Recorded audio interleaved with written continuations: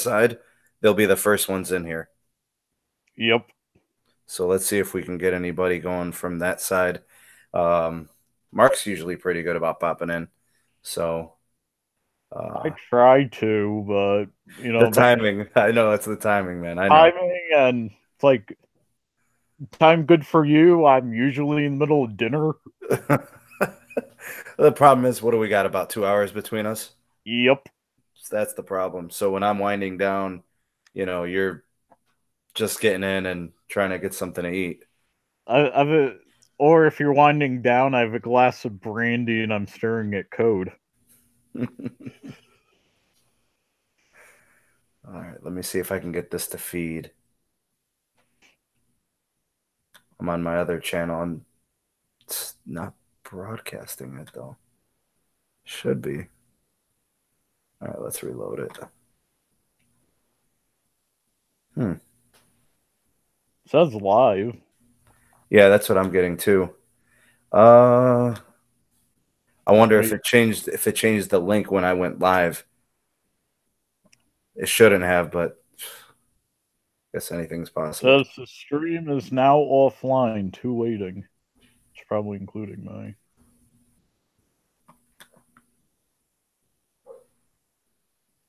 Probably wouldn't be the first time. Let me see if I went public yet.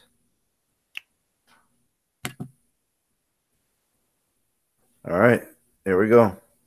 Maybe it just didn't publish. All right, we're public now, buddy. It's saving and should be good.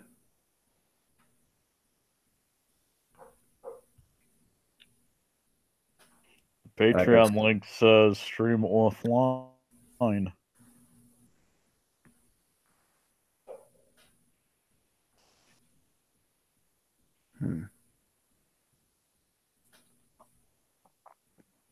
Let me see what I get from my side here.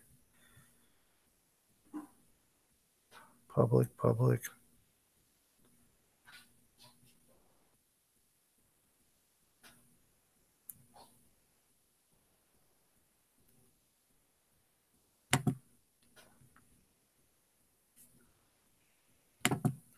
Wonder if there's something I can do from the live control room. Let's see what I get here. Says stream status okay, 720p. And it's got you on public view. What's the link to this? Yeah, it's feeding.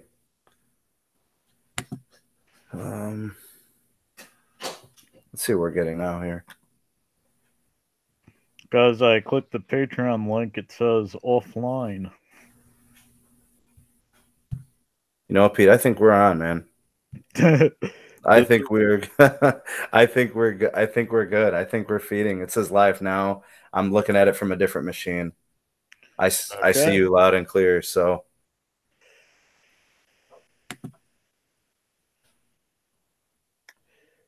well, I guess I don't get YouTube chat.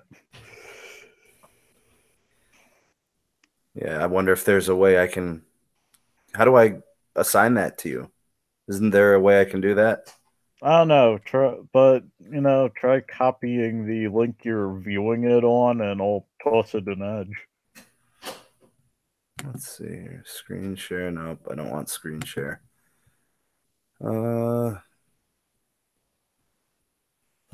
Cameraman.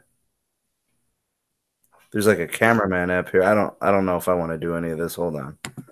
I don't know.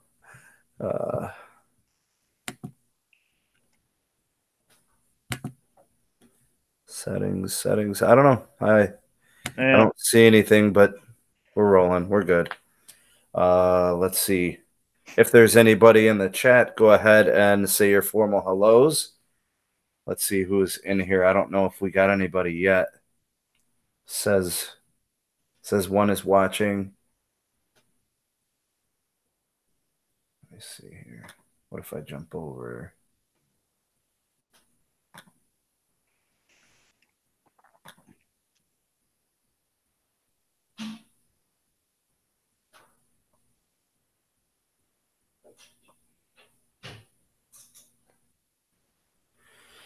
Not really sure. I don't. Well, if it's recording, we can just start. All right, let's just go with it then. I'm just going to switch over one last thing, and that should do it. All right, I'm going to do the sneedmobiletech, the usual thing. You ready for this, Pete? Yeah. The last I checked, it is still November 17th, 2018. This is Sneed from sneedmobiletech, and this is the sneedmobiletech Weekly Podcast. And we are live streaming, and we have a special guest with us today. Some of you may know him from the comment section on all of my videos and all the podcasts participating. This is Pete. He's decided that he's willing to join me for today's podcast. So go ahead and say hello to everybody, Pete. Ahoy world. So the way this actually ended up happening, I think it's good that we tell the story. So I've been thinking about having some form of a collaboration, on the channel for a while, and I just didn't know how to approach it, who to ask, how I would actually do it. So when Pete mentioned maybe doing a collaboration, I jumped right on it. So that's kind of how it came together. It was just Pete kind of threw it out there. I was already thinking about it, and we just kind of put together an idea of when we could do it and how we wanted to do it, and here we are. So that's pretty much the storyline, and I think it's probably happened over the course of about the last week or so. It's been in the works. Yeah, so we coordinated it pretty easily, and with the magic of Google, we are here live with you guys.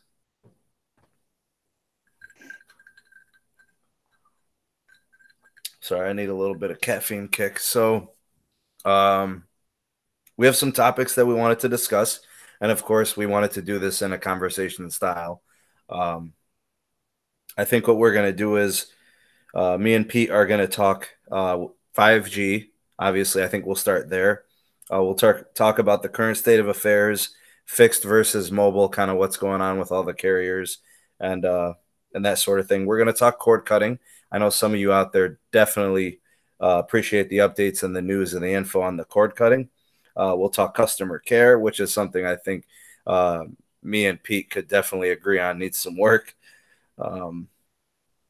Let's see here.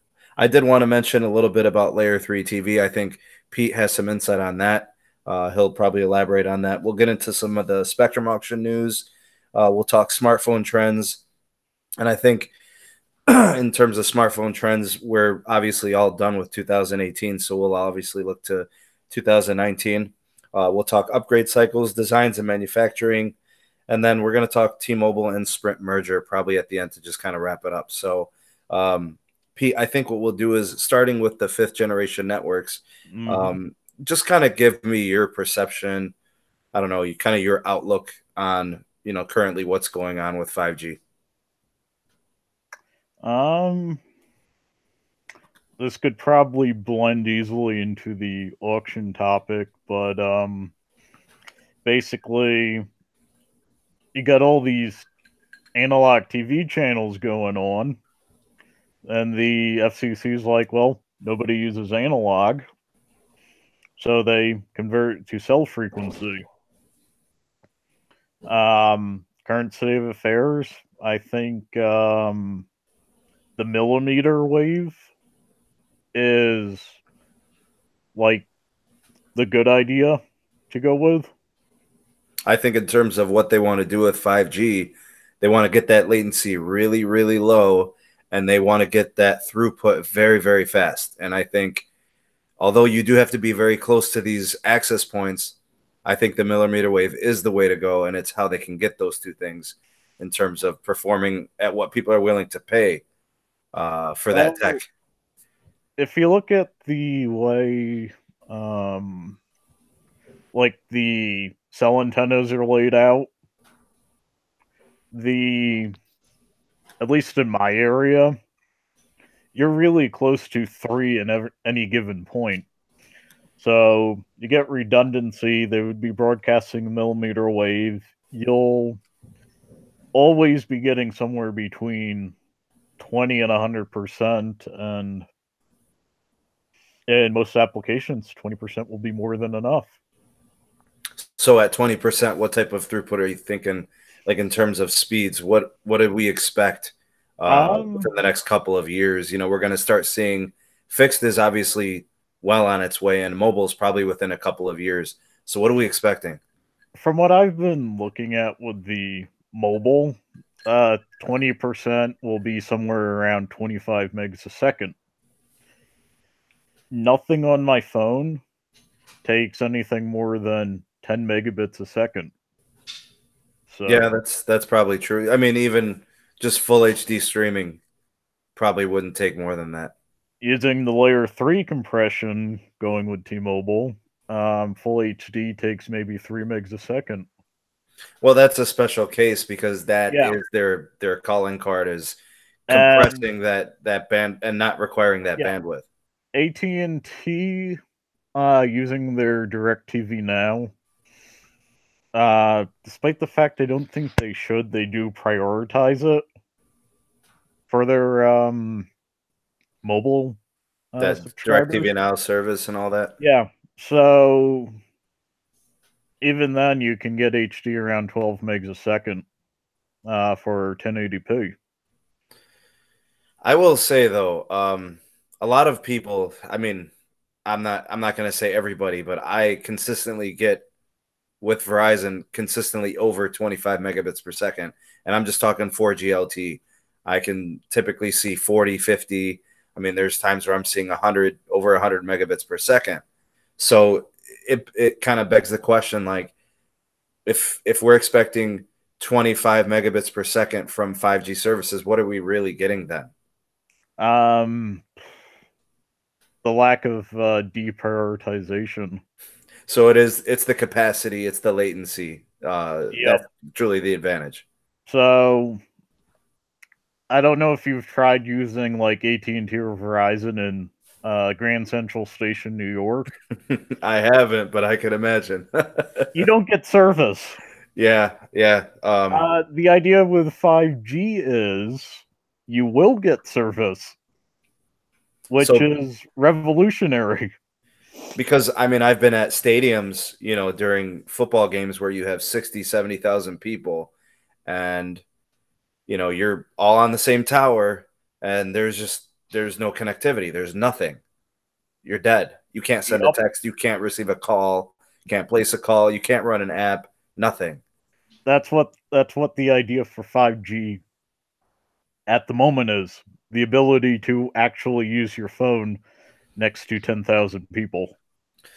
Now, in terms of the current state of affairs, right now, in terms of placement, who do you feel is set to offer the most comprehensive and capable 5G network as it stands in terms of mobile from all four of the major carriers? Sadly, I'd go in order: Verizon, AT&T, T-Mobile, Sprint. Now, listen to what you just said, Pete. That is exactly the situation with the 4G LTE. Yeah. So, like, everybody always wants to, and I love T-Mobile for what they do, and I love appreciate T-Mobile what they do. Too. I've been using them for 10 years. I think people fail to realize that there are companies that have positioned themselves strategically to continue to lead the way in terms of connectivity.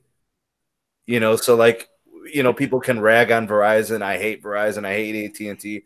They're still the ones that are going to be leading the way through this next generation of networks. Here's the thing, though.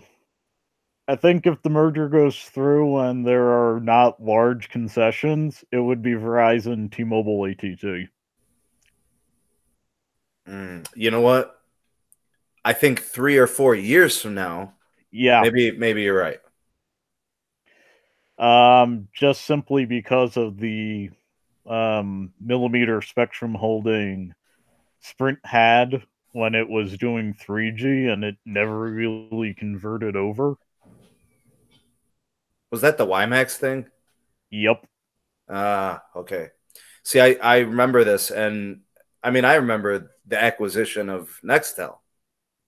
I do too. I thought it was like horrible, but everybody on Sprint loved it. Well, but they never did anything with it. No, they just absorbed the customers. They absorbed customers. The business model failed. They bought the Radio Shacks and couldn't afford the rent. They also disabled Walkie Talkie, which came from Nextel. And that was probably the number one feature from Nextel. Yep. The towers are redundant. Yep. So that's, and at the moment Sprint doesn't even have the assets to convert those towers. The gigabit speeds they're getting with 4G LTE, most likely when they say, hey, we're now on 5G, they'll be using those. And in terms of not just like who's going to be in the best position moving forward, who do you think legitimately will launch? You know, like in terms of a 5G network, who's going to launch something substantial?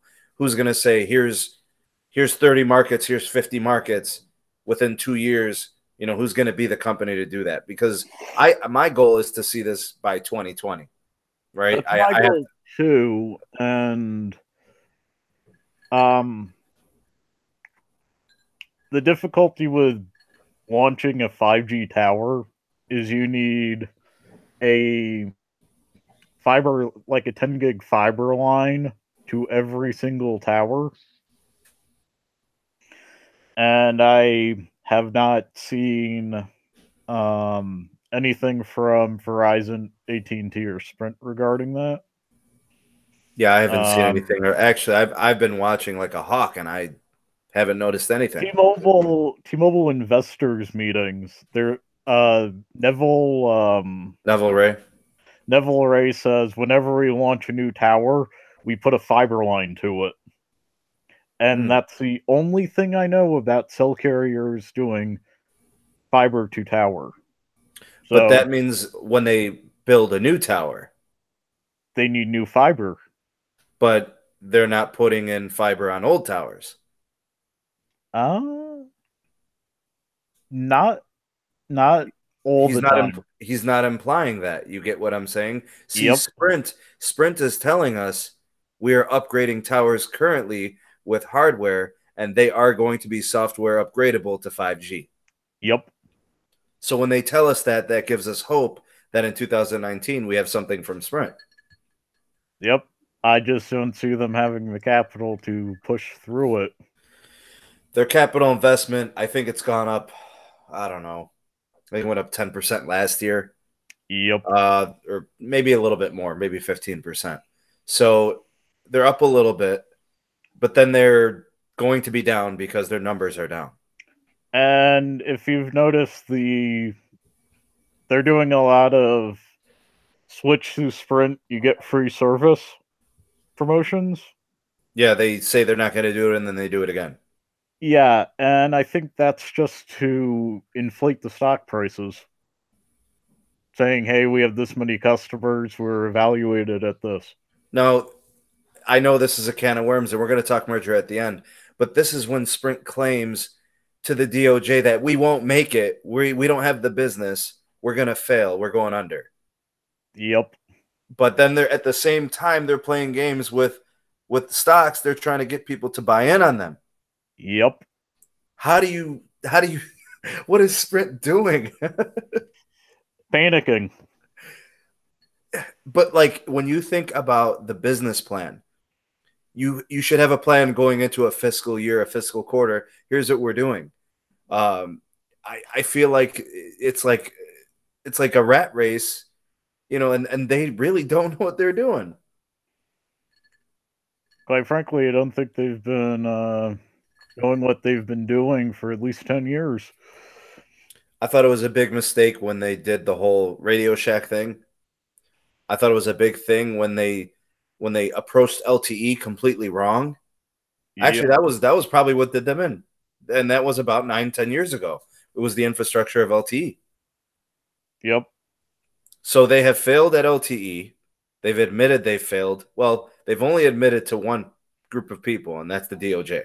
Yeah, they did admit to the DOJ and FCC about failing on LTE. That's it. They won't say it to customers. They say we're within 1% of all the other companies. You know, They I don't still say see it those to commercials. customers, but I saw their discussion on C-SPAN 3. It's just I see them speaking out of both sides of their mouth. I see failure. I see the panic, like you said, and I see they've got their eggs all in one basket in the merger basket. Yep. And I know we're going to talk more about this later, but this does implicate their 5G build out because it's going to be minimal. It's going to be like you were talking about at Central Station, like it'll be in very isolated areas, like a big city here, a big city there. What do you Yep. think? Maybe 5 or 6 markets get it by the end of 2019? I'd be surprised for 7. And I'm thinking Verizon might have 20 or 30 I'd say by the end of, 25. and I think T-Mobile has about 20, by then. Heck, I'm in one of the proposed markets for T-Mobile. That's fantastic. Now, what I would love to see is, since Sprint and T-Mobile are kind of in cahoots already, why don't they go ahead and choose different markets to approach their 5G, so that way the integration gets them a bigger footprint once 5G really takes off in 2020, 2021. So the AT&T Verizon strategy. I mean, isn't that the plan? I mean, you've been losing all these LTE battles. Yeah, Time to take over on the 5G side. cartel it up. Exactly. And since you're merging, there's no loss. It's going into the mother network, as they say. Yep. But yeah, let's hold that till the end. Let's talk about the fixed 5G. All right, so fixed 5G. We have fixed 5G from Verizon. I heard recently that the 5 markets they've deployed it are faster than they expected by about 20%. So the bottom download speed's around 400 megs a second. The top is 1.3 gigs. This is really good news, actually. If you're going to convince people to try a new service, Hey, it's better than FiOS. what are people seeing with Fios? Everybody I know with FiOS had this issue where they continually had to reset their modem. Well, I think It's like unreliable hardware has always been an issue. the amount of people on it goes up after everybody comes home from work, and then you get slammed because you don't have the bandwidth. So their fiber infrastructure is poor? Or are we talking we're talking hardware side from we're talking like the boxes? I've never used it, but everybody I know who uses it, and also oddly enough, ATT users, they think it's a combination of both. But the fixed 5G seems to alleviate that issue, at least from the test markets. Now, here's why I think that minimum speed being higher than expected is a good thing. The peak They're speed gonna is supposed the peak speed is supposed to be a full gig. And Yep. if your minimum is 4 to 500, then you're keeping that range pretty tight. It's going to be easy for you to sell, here's what you can expect to see on the low end, which is probably 2, 3, 4, maybe 5 times faster than your home internet that you were getting previously. And then they're saying at times you're going to hit 1 gig. It also shows that when they scale, you're going to have a really solid speed for like streaming 4K and low latency gaming. I think the gaming is going to be a big thing, Pete. Hey, I think it's going to be huge. I think people are going to jump on this fixed 5G thing when they realize that my gaming experience is going to be fantastic. I'm going to be at 5 milliseconds. I mean, what are you going to get with this new service? You know what I mean? I think at the least it would be better than the cable company. From what I see, cable's doing what, like 20 to 30 milliseconds? If you're connected hardwire, you might be getting 19, 15. You get about 20 milliseconds. Okay. I went from Comcast to Municipal Fiber. Is that a regional carrier over there? City? Okay. And my game lag dropped noticeably, and I wasn't lagging much from the cable. So the best I can get around here is probably about 20, 25 on the latency. My latency fiber line to a server is about 9 milliseconds. That's pretty good. Hey, we got somebody here in the chat, Brian Lemus. Man, we're doing fantastic. Glad you could make it. He says, what does it say? With like Spectrum? You know what? Spectrum's a company that's in my area. I don't know if they have it over on your side. No, it's part of the cable cartel. Okay, all right. So they actually got tossed out of New York. They got tossed out of New York rightfully. Yep. I reported that, I want to say it was over the summer. Late spring, early summer. That was a big story. The state of New York basically told them, get your act together and we'll talk. You know what I'm saying? I mean, how bad can you treat people? How shisty and sneaky and evil can you really be as a company before somebody does something about it? Well, I think it wasn't the customer service issue as much as not deploying broadband to enough places in upstate New York. Well, that's AT&T's been guilty of that too. AT&T has been guilty of providing really, really horrible slow-speed internet to people in urban areas. Yep. I think that's along the same lines. Yeah, you're ideally close to the DSLAM or regional router or whatever. You should have at least 100 megs a second. It's not like there's not enough people to buy in for a good return on investment.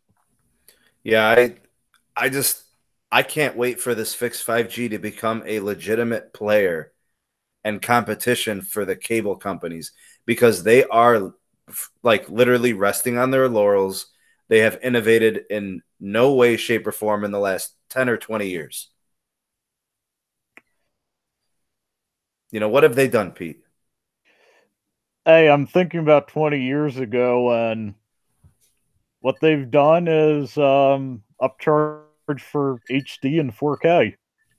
So how is that innovation? It's not. It's regression, in my opinion. Yeah, and how about those crappy boxes that they give you, and they charge you $10 or $20 a month?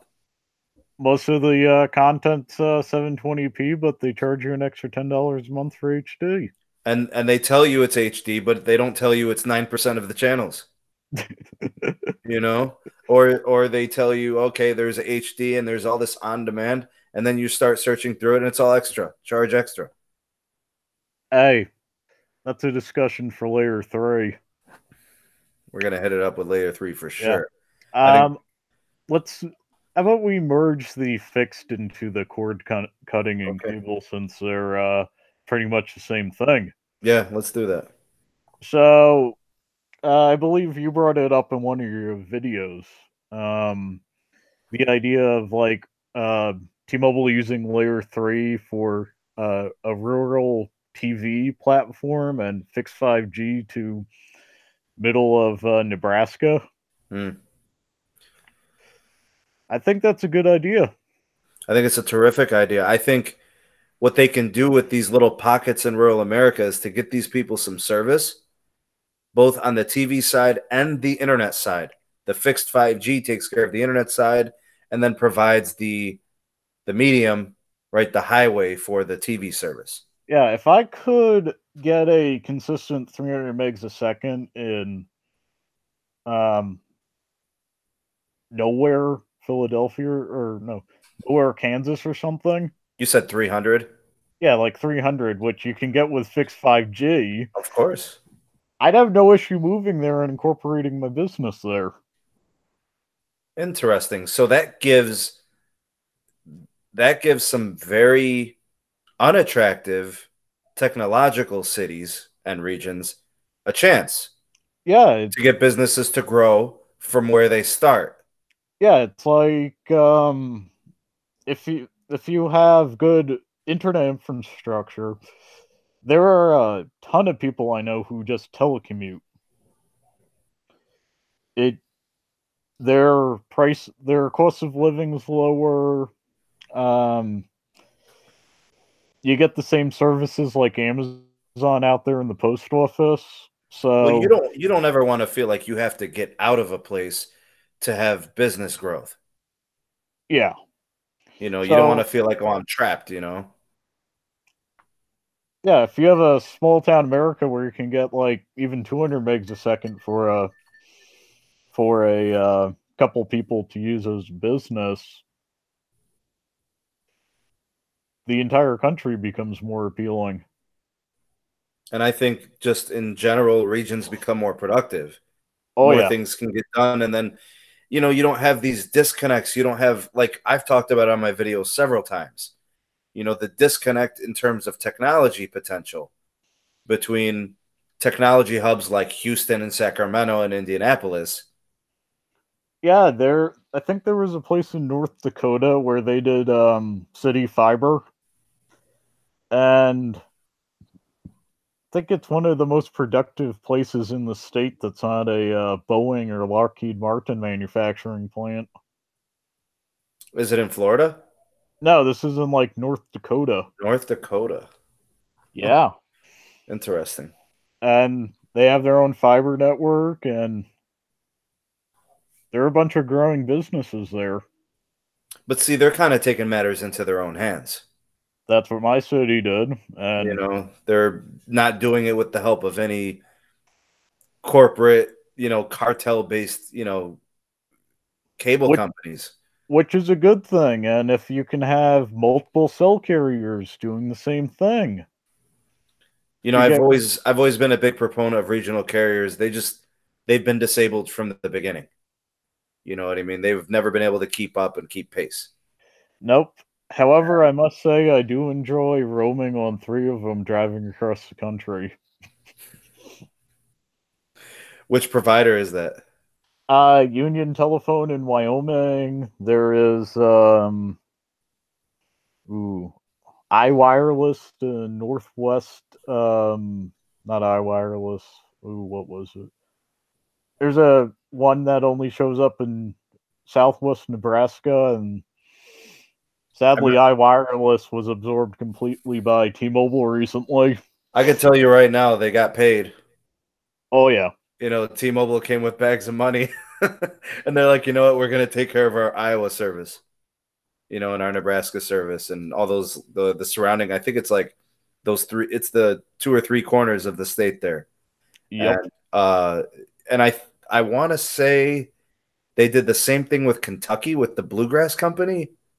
yep. I mean, it's Verizon started this nonsense, and AT&T did a while ago, and I think it's just these, like I said, these carriers are catching up. Not only are they catching up in LTE, they're catching up in their ways. And I'm going to talk more about that with T-Mobile later when we talk about some of these deals and the way that they make you buy these phones now. Because Hey, you know, these trends, this 3-year payment plan, it's I'm not a fan, man.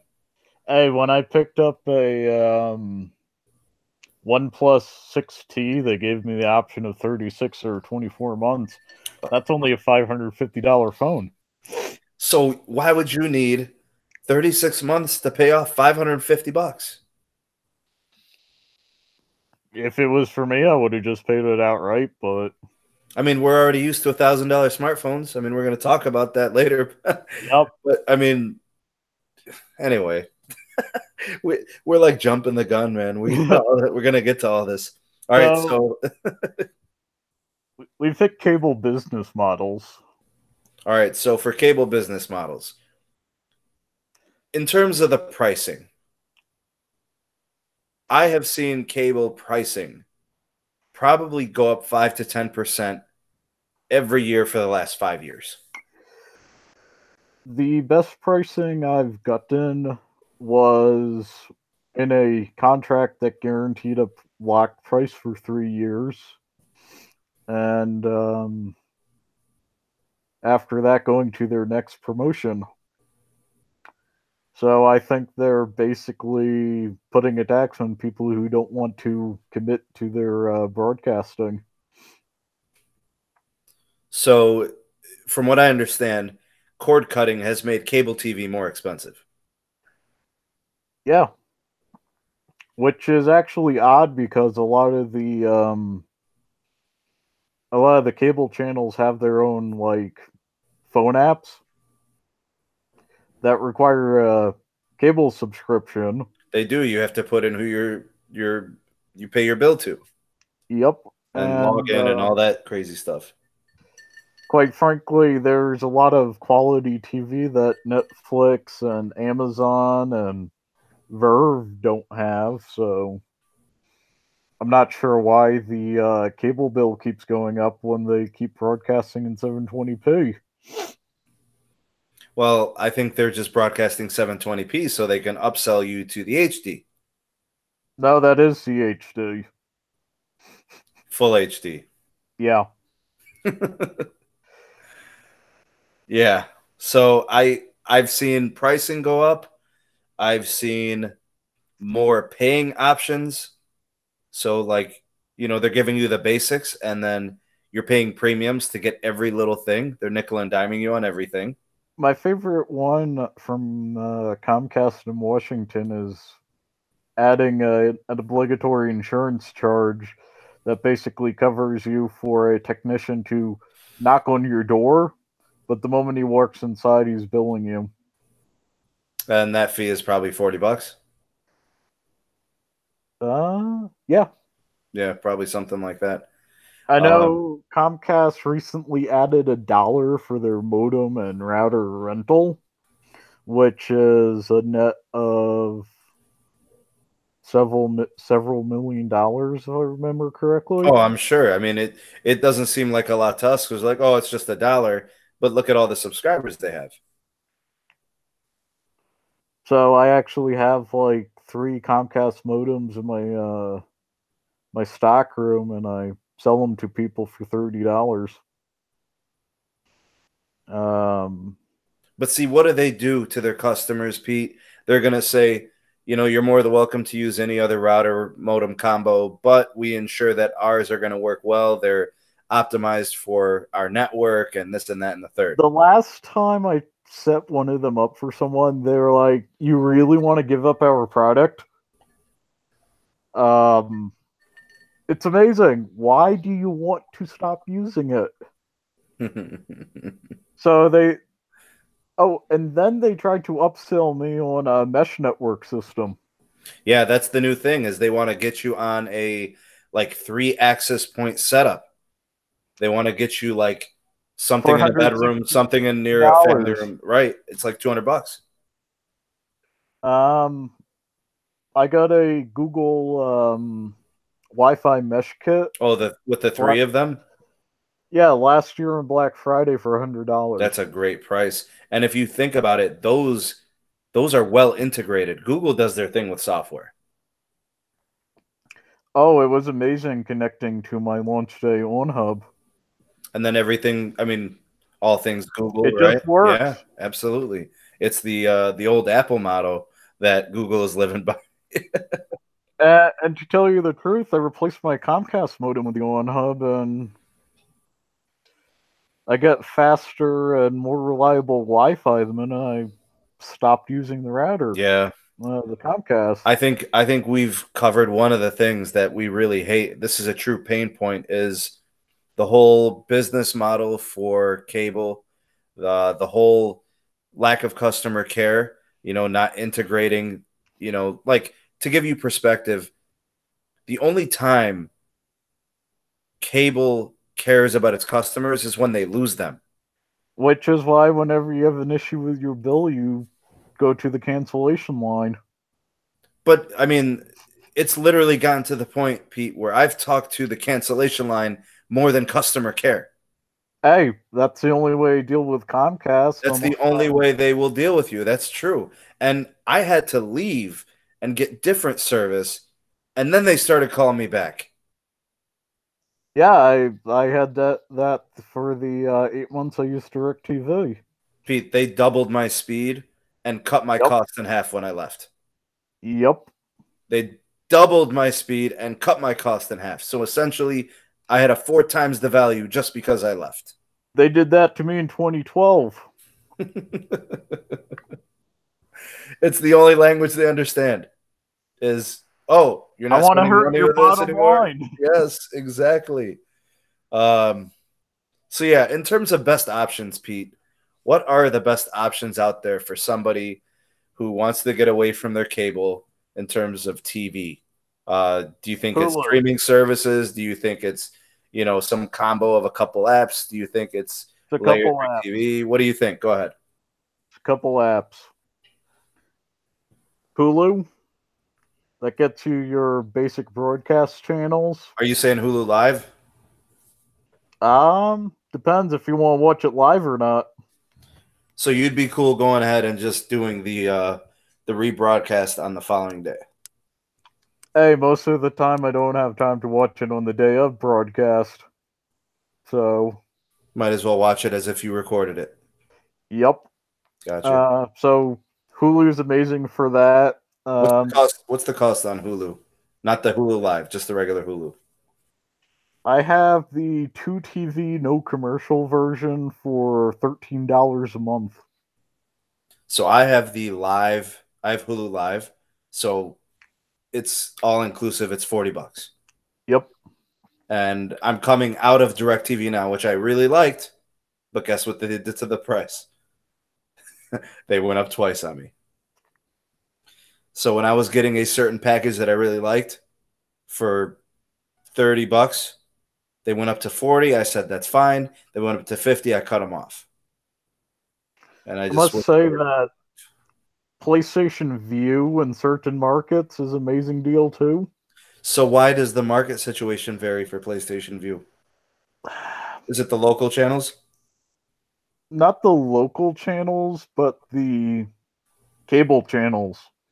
Like in my market, the greater Denver area, I have 2/3 the cable, the channels Atlanta has, or New York, or Indianapolis. I think it has something to do with regional broadcasting fees. So region to region, it'll vary because of probably licensing. Yeah. Okay. P, I just want to catch up here in the chat. Brian, we've got some things we're going to come back to. So when we get back to any of the carrier stuff, we'll readdress that. Let me see here. Jamie, good to see you, buddy. Glad you're here. Thanks for stopping by. Brian says, what you guys are talking about is exactly what the new DirecTV Now box is going to have. It has Hulu, Netflix, YouTube, and DirecTV Now. It runs on Android TV, so you can download more apps. Now, Pete, that sounds pretty interesting. Now, a DirecTV Now box is probably going to run similar to like a set-top box, or is it going to be more like an Apple TV? Well, with what he said, it sounds like an Apple TV. See, that's kind of what I'm thinking it is. Which is what Comcast is trying to roll out. Now, I said in one of my videos, I'd say it's about a month or two ago, that cable providers were going to have to change. They're going to have to adapt. I don't know what they're going to do. I don't know what their plan is. But whatever they're doing now, they're hemorrhaging customers. I like the layer 3 option, the proposed one. Yeah. A $40 Chromecast and a subscription's all you need. So, in terms, but layer 3 TV has some premium pricing, buddy. Yeah. I mean, you're getting a lot. Don't get me wrong. For somebody who likes TV. So if you have the 4K Chromecast Ultra, The newest one? no, the newest one doesn't have 4K. That seems a little strange. Hey, it has Bluetooth, low energy, but no 4K. Okay. All right. But the 4K one, yeah, content from using their login can Chromecast over using the 4K settings on the Chromecast, no problem. So, I think part of the charge at the moment comes from the box and the wireline maintenance. So if they bundled it in like a DirecTV Now system, the price should go down. From what I understand, most of the options for Layer 3 TV, they kind of start around 80 or $90 for TV service. Is that right? Yeah. Okay. But I'm waiting to see what happens when they do the full rebrand. I actually got an email yesterday from them saying that their Google Assistant is now under T-Mobile TV, not Layer 3. So, Okay, so they are kind of starting to become kind of dissolved in this whole thing. yep, including their Washington, D.C. ISP. Interesting. Because I know market to market where Layer 3 TV is, you'll find Layer 3 TV in T-Mobile stores. Yep. And they can't give me a better deal than my grandfathered one. Yeah, your grandfather one's probably really, really good. You got that introductory? Yep, the same day I signed up for the city internet. And you said you were getting, what was your speed on your internet? Symmetrical gig. That's fantastic. And it's for the internet itself is $49.95 a month. Yeah, you cannot beat that. Wow. That is a great And deal. the Layer 3 TV is $85 plus HBO. That's really good. You're not going to get that pricing ever again. Nope. But I'm hoping somebody gets close to it. I mean, you might get it on a promo with somebody else, but it wouldn't hang around too long. You get that for a year. I'm on year 3 of it. Well, that's what I'm saying is you hold on to yours, but if you were to switch to another company on a similar promo, you would like it would be good for a year, and then they'd do something. They'd get you off of it quick. They just don't care. It's heck, T-Mobile. I have an amazing data plan on T-Mobile. The people in the store and the phone actively try to avoid me switching. So I like that type of customer care. They're not always like that. I mean, I remember when I had the unlimited Verizon plan, the first one, and they were like, "Oh, you want to upgrade your phone? Just to let you know, your data plan is going to change, but don't worry, you get a new phone." I And I'm like, remember all that. I remember my girlfriend with AT&T and their grandfathered unlimited. They said every time they switched to phone, their access fee would go up. Line access fee. Yep. $10, $15, $20, $30. Yep. They are vicious. They don't give a damn. If you got 7 lines and you upgraded 7 lines over the course of 2 years, you could legitimately see your bill go up over $100. Actually, for the line access fee alone for upgrading like that, it would be cheaper to go to a T-Mobile unlimited plan. Of course it would. Of course it would. At And the moment, for 7 lines, they're charging $35 a line. So, all right. In terms of postpaid, Yep. you're talking postpaid pricing. Yep. Okay. Because in prepaid, that line access fee does not exist. Really? Yeah. What they're doing is they're just charging flat rate with the prepaid side. So I think what they do with that line access fee is they account that as not an upgrade fee because they still get people with upgrade fees. Yep.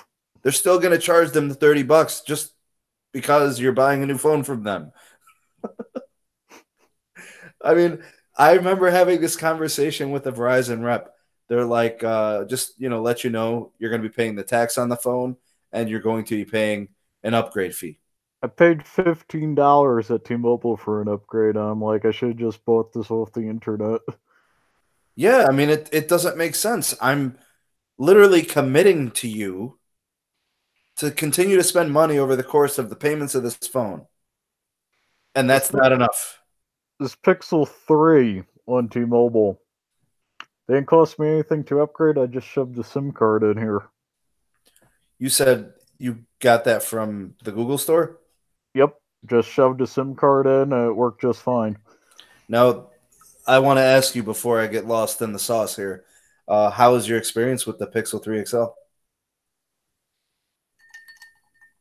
I like the sound. When you say sound, speakers? Yeah, the speakers are really robust. I mean, they weren't bad with the 2XL. Didn't try the 2XL.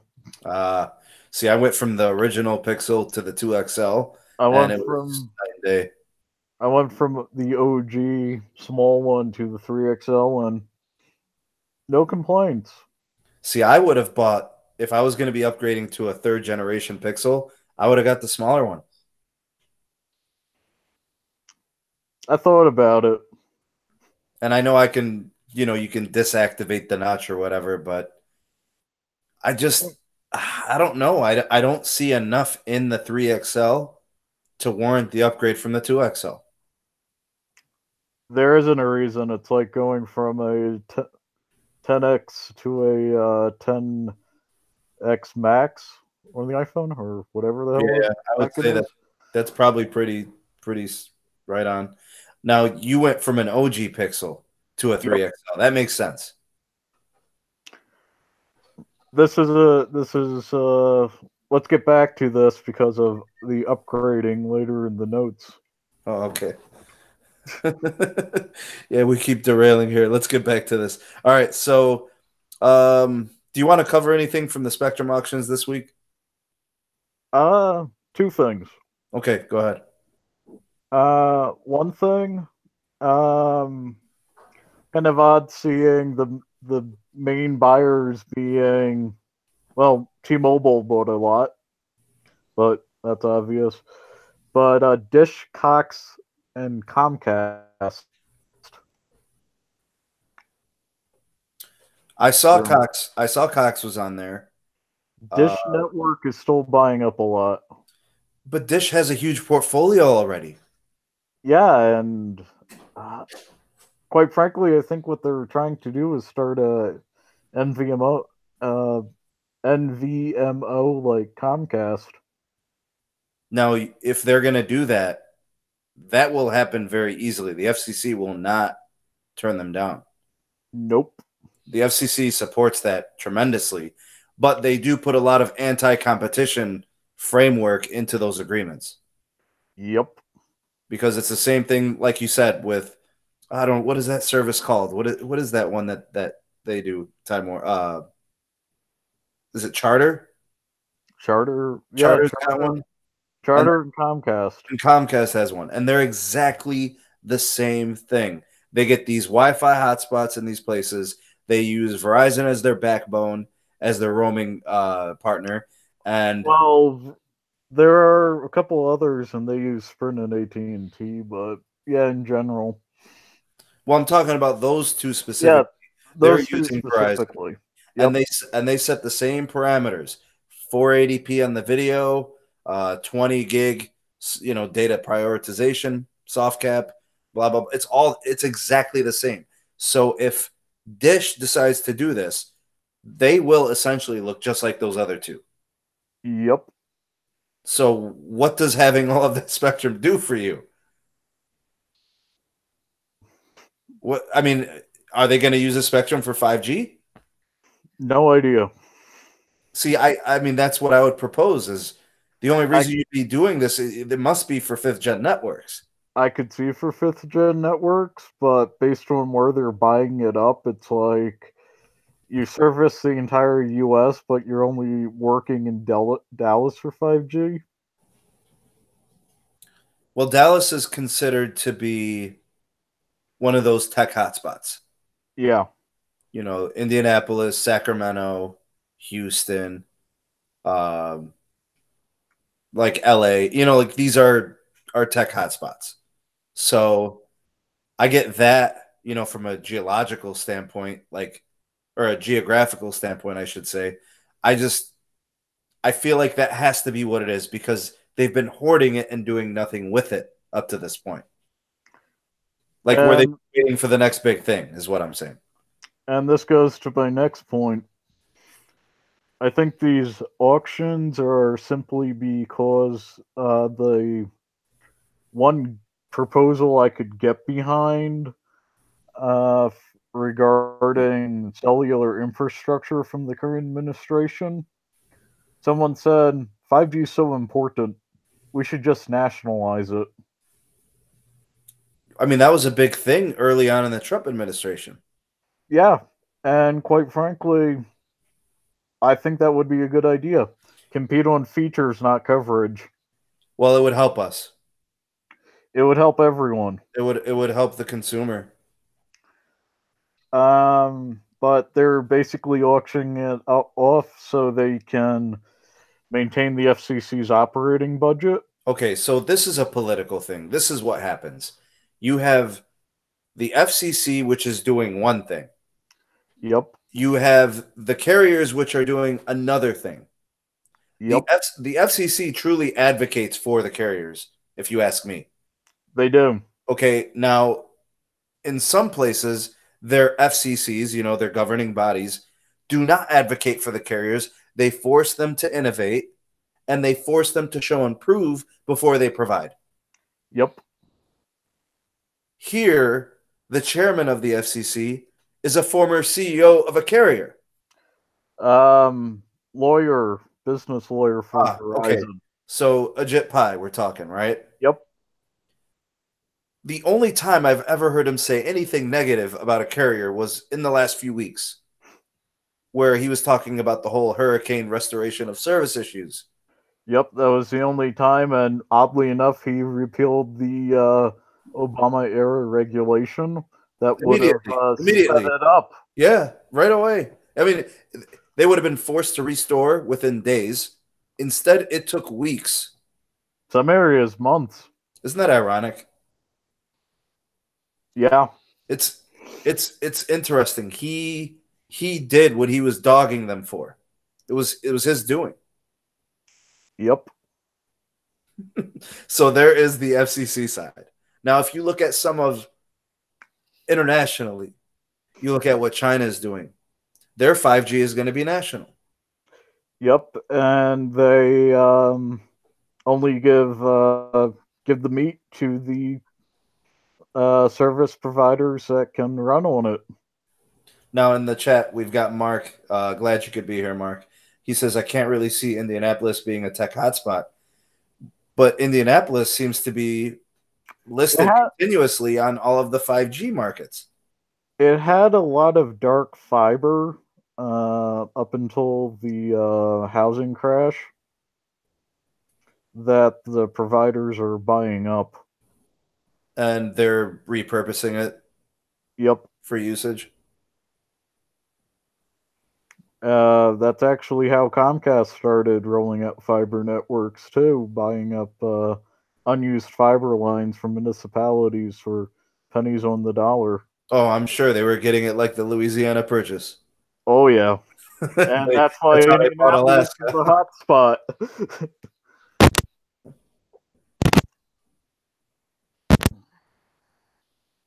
All right, so now that we've kind of covered the Spectrum auction from this auction, we have a couple more next year. So we know that Verizon and AT&T probably were pretty quiet in this auction. They probably didn't do much. I think they bought some licenses, but you know, you got to think about it. There were over 3,000 licenses for bid. I think from what I read, them combined bought less than 5%.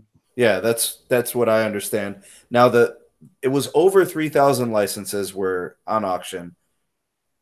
I think 2,000 were bid on initially. So maybe 65, 70% of the licenses auctioned off. That's not bad considering people are unaware, for the most part, that 5G is a thing. And looking at the frequencies, PBS is gone. Wow. No, seriously. Yeah, The yeah, I original just thought about that. broadcast You're right. frequency of Channel 13 in New York is now owned by somebody. But that means that they would just have to get new spectrum to broadcast their channel. They already have new spectrum. It's on the UHF spectrum, and it takes so much less bandwidth. Well, that's key. I mean, that's perfect for them. Oh yeah. Yeah, so the way it was before with these broadcasting channels, I mean, they knew it was the system was all wrong. I mean, to have it last this long this way is kind of funny, actually. Yeah, it probably should have been addressed in the 90s. You know what I'm saying? The analog to digital conversion of broadcast TV took place in the mid 2000s in the US. For countries like Japan, they phased out analog TV in the mid 90s. In the chat, we have Dank Hank. What's up, buddy? Glad you could be here. Everything's going well. Got Big Pete in the house chatting with us.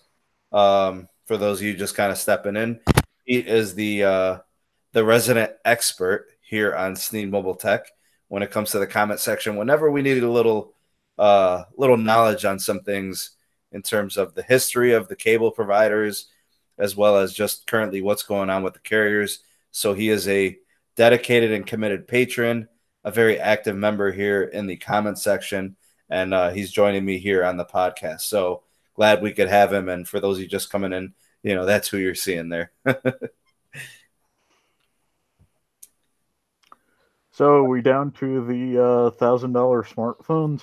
Let's see what we got for the $1,000 smartphones. So, all right, first of all, I just want to say 2 years ago, when phones started creeping up to $699, $799. I missed my Nexus. Well, all right. So the Nexus line, if you look at the Nexus 4, I love that phone. Okay, the Nexus 4 was, I think, $400. Yep. The Nexus 5 was $349. Yep. And was a very good phone with a good processor, a decent screen, a potato for a camera, but all Androids had potatoes for cameras back then. I got so annoyed when my screen broke on my Nexus 5. You want me to send you one? I got one, buddy. It's sitting in my closet. Let me think about that. If you feel like running a Snapdragon 800 in 2019. Hey, I can probably get Android 6 or 7 on there. Yeah, I think it's got 5 on there now. Was that Marshmallow or Lollipop? I forget. Marshmallow. Marshmallow. Okay. So it was $349. The Nexus 6, not 6P, the Nexus 6 made by Motorola, Shamu, that ginormous 6-inch phone, the first of its kind, really. Yep. Was sold for $700. And that was a ton of money, and I wasn't interested.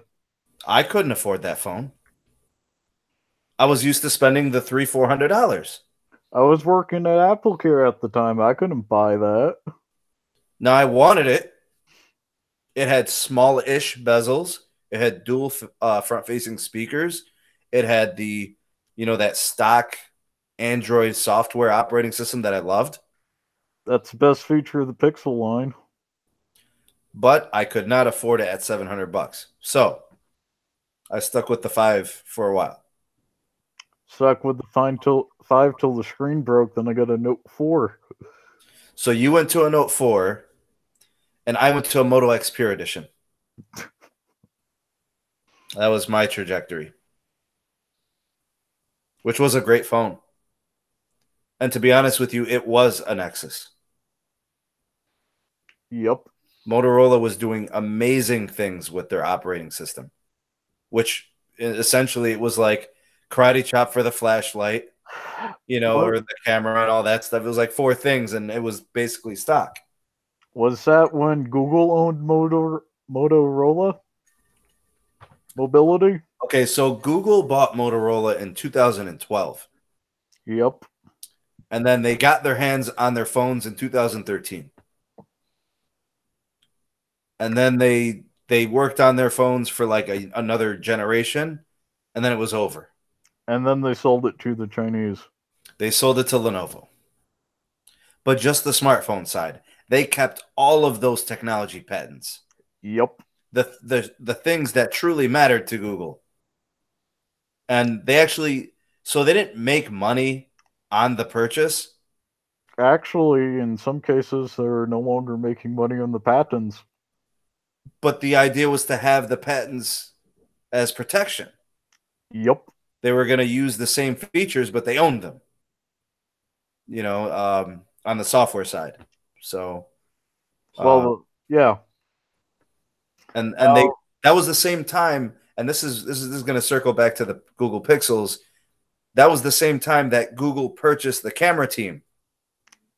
And they started building that camera team that ended up being the Nexus 5X, Nexus 6P, because that's the generation where the cameras got good for Android, specifically the Google phones than the Nexus phones.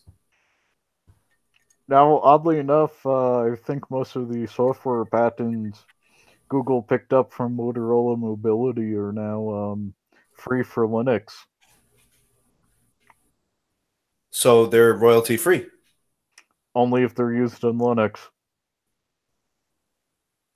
Which is what the Android's based on. So we're talking these devices, right? We got Dank Hank in the chat. He says my SE is on its last legs. Just shattered it today. I'm hoping to get it. Sorry. I will say, Pete, I gotta say it, man. The last iPhone I bought was an SE, and that was great. I think the SE may be the best iPhone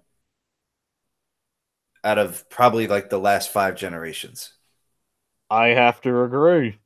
I know it had the smaller screen, but I mean, as a form factor, man, that thing was tight. It was a good phone, and it fixed a lot of the issues from the 5S and the 6, and like even the 6S. Like, yep. I don't know. I thought the SE was a good phone. Now, the one thing that was a problem is if it would have came later with no bezels, you might have gotten a screen size of about 5 inches on that same footprint. So the iPhone SE was actually so good, it's the only iPhone I ever bought outright for someone. And you paid $500, $550. It was off the back of a truck.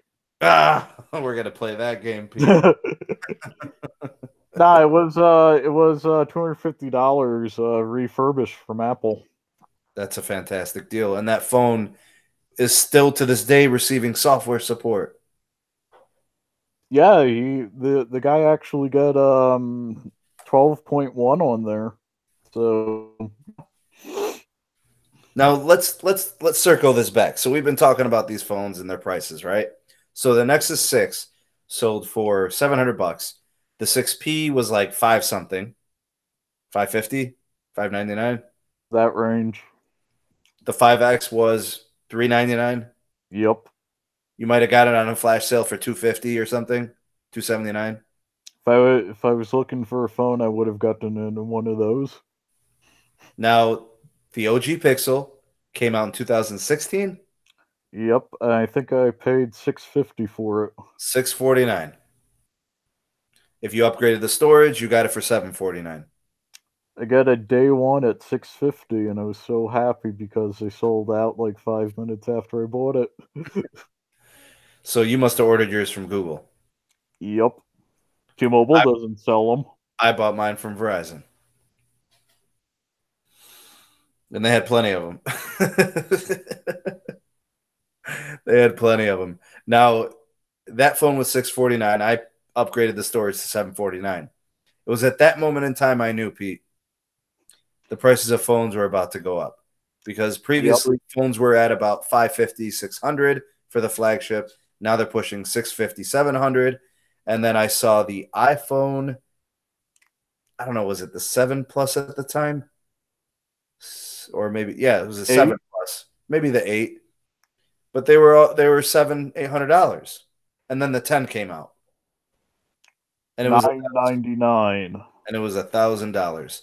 But then I started to reflect on how did the iPhone get to 1,000?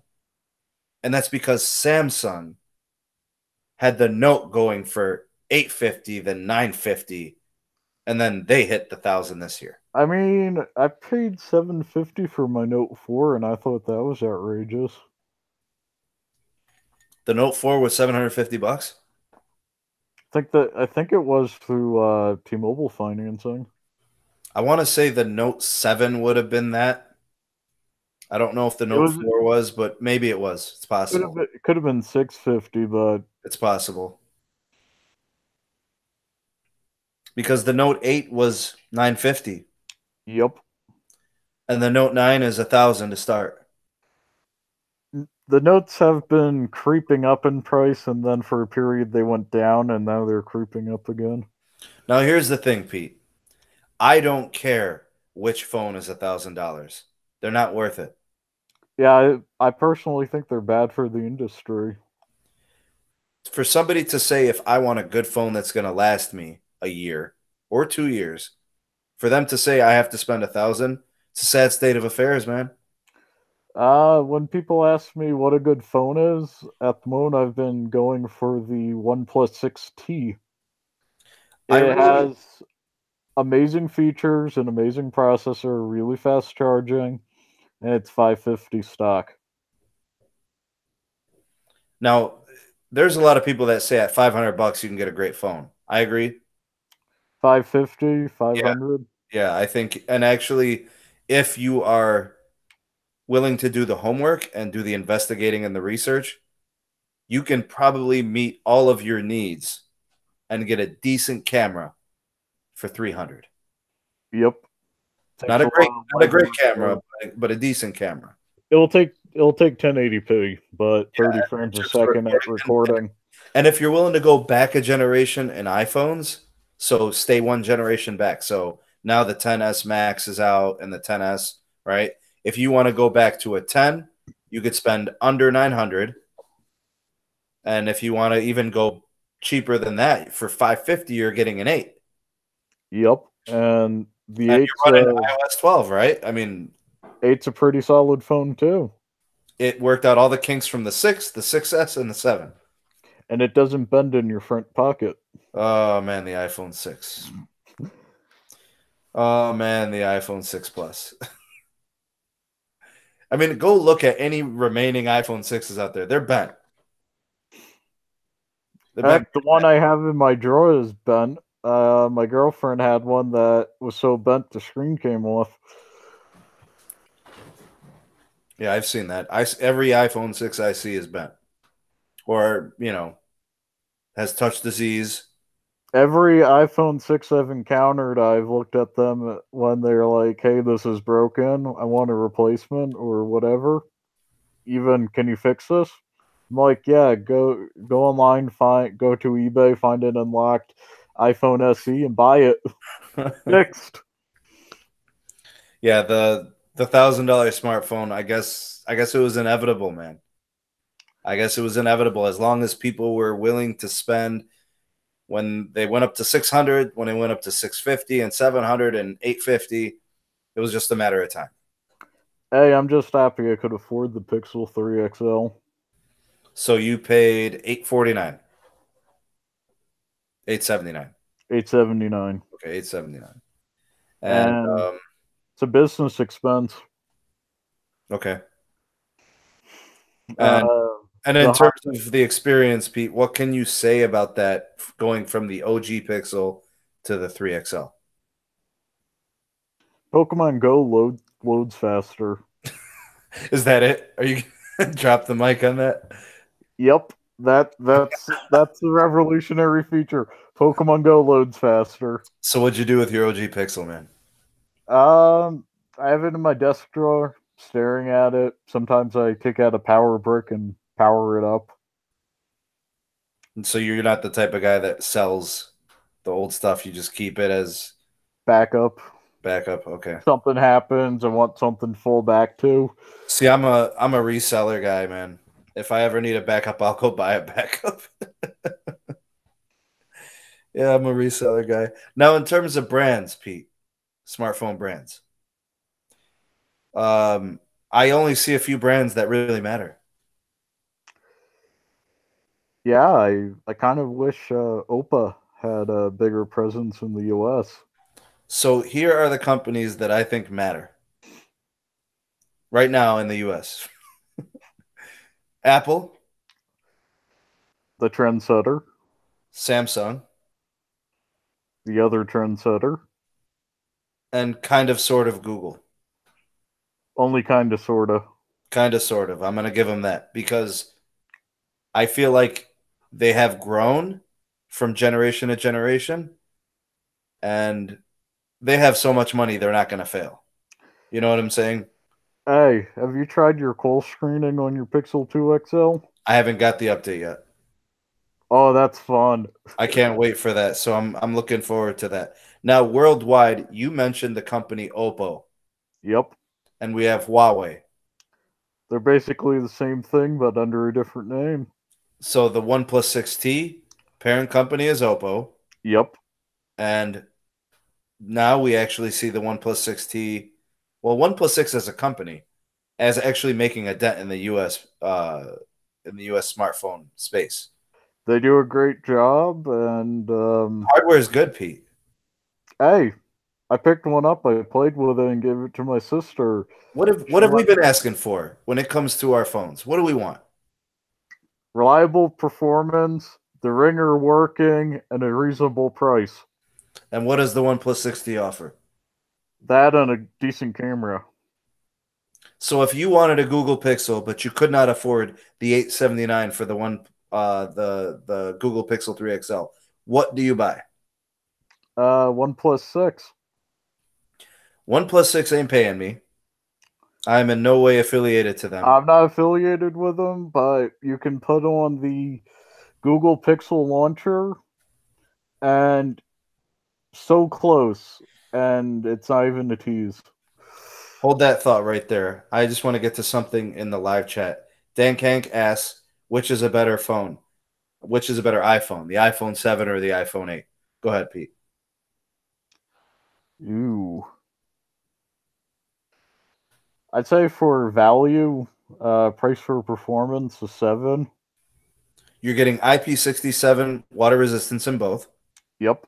You're getting similar battery life. Yep. Same display. Same exact display. Camera's very similar. Only difference is the antenna, and the only carrier you would notice that on is T-Mobile. AT&T.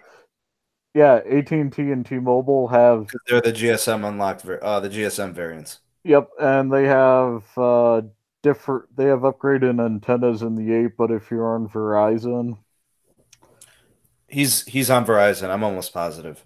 Yeah, if you're on Verizon, the 7's the better one, hands down. He can get a brand new 7 from Apple for $449. I would have expected to pay that off the back of a truck a year ago. See what I mean? Now the iPhone 8, he's going to pay $549, and it's going to look the same. It's going to look the same, and if he's on Verizon, it's going to perform the same. And it's going to run iOS 12. He's not even going to know it. Same operating system. Does he play any, intensive 3D games? I think that's what we got to know, Dan Kank, is if you're going to be gaming, maybe that 1 year newer processor might be to your advantage. Otherwise, not worth the $100. I mean, if you're playing, I don't know, what is it, Asphalt 17 now? Although I must say the SE plays those no problem. Which he's coming out of an SE. He just broke his. Yep, go with the 7. All right, save yourself the dough. Maybe tell your parents that you're, give me $5.49 to get the 8 and just get the 7 and keep the $100. Nah. Don't rip off your parents. So yeah, they paid for your room and board for 18 so years. Don't rip them off. I think he should go with the 7 too. I agree, Pete. All right, so we've talked about companies a little bit. Who do you think makes the best smartphone, man? Manufacturer. What country? I guess we got to go U.S., man. I mean, phone brands here in the U.S. U.S.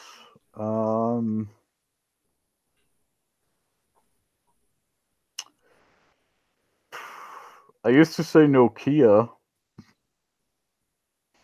but best phone company. Gotta go with the OnePlus now. Okay. Now I can tell you right now, I think Samsung makes the best hardware. They do, but you're paying a premium for the new stuff. Yeah. I mean, if we're just gonna put money out the window and say who makes the best devices, I think it's Samsung. Money out the window, Samsung. Okay. See, I agree. I think their hardware is A1.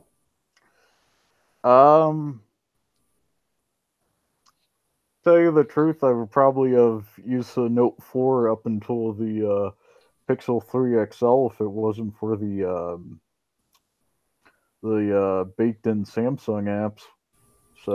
So if you were to unlock bootloader, do what you have to do to remove that stuff, go ahead and put in a custom ROM, that thing would be running like butter. Yep. Too bad when I did that, my banking app stopped working. Yeah, that's the problem. Because I broke Knox. Like that, right. Which is the one reason why I bought the Pixel. So we kind of agree that Samsung makes the best device, but neither of us own a Galaxy. I tried a S9 recently, and I wanted to strangle the software.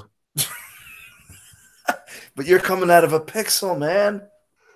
Yeah, and what did you expect was going to happen? I knew I could foresee that.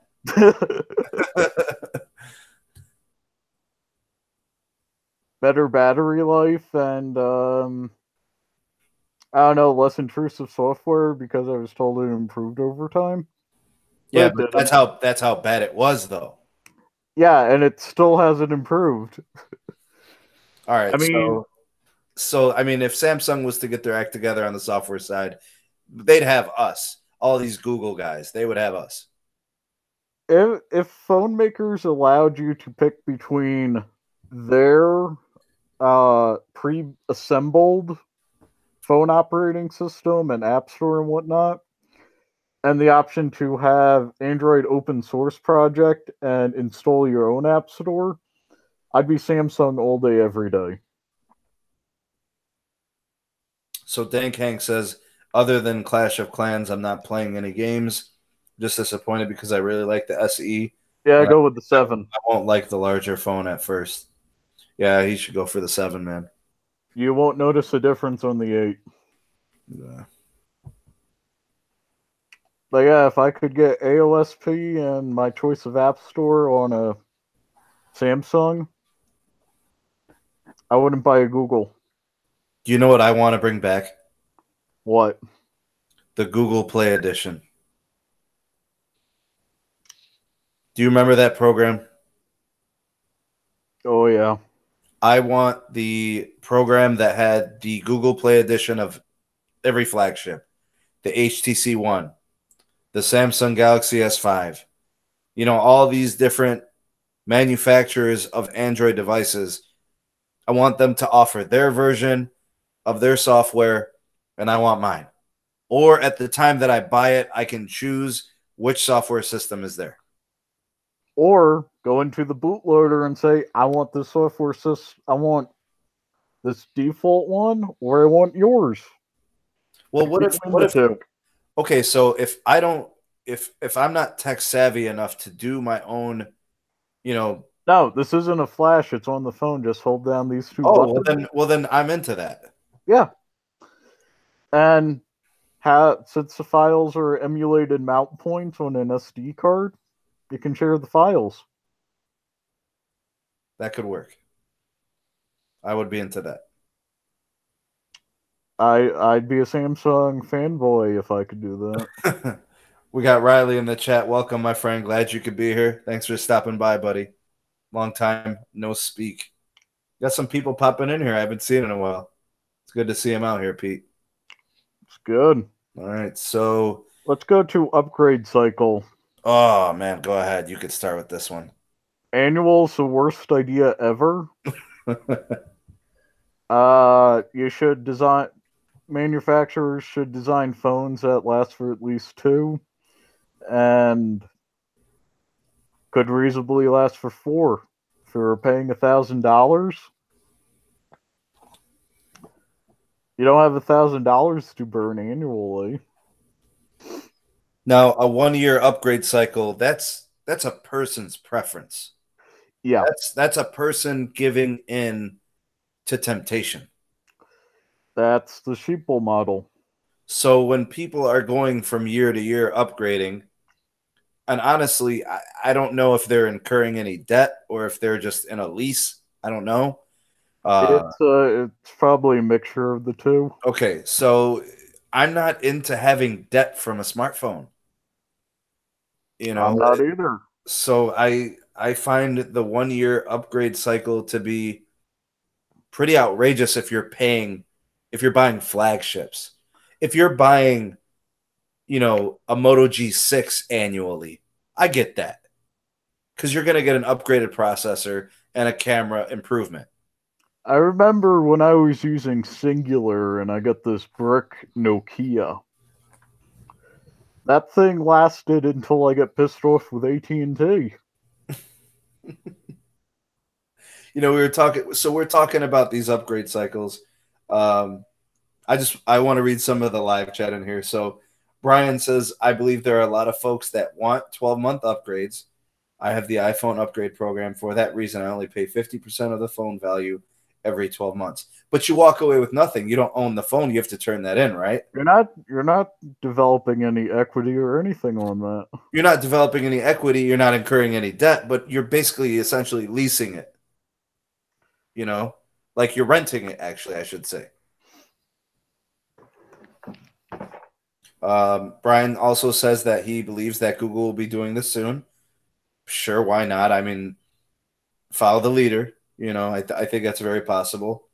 Riley says it's honestly better to just buy a phone on Amazon or eBay and keep it for a few years. Well, that's what the savvy customer does. That's how you can save some money. This is my equity. The Note 4. Hey, speaking of the Note 4, I think it was Mark. He says still using a Note 3 as a company issued phone, and the thing still works great. Now, the last I checked, I think Mark is. Go ahead. They just have to swap out the battery for you once every 15 months. Yeah, but those batteries are replaceable, and they're. Yeah, that's why you have to swap it out every 15 months. But I'd be okay with that. $20. 20? You're getting ripped off. Well, that's what they were at the time. I'm sure it's probably $7 now.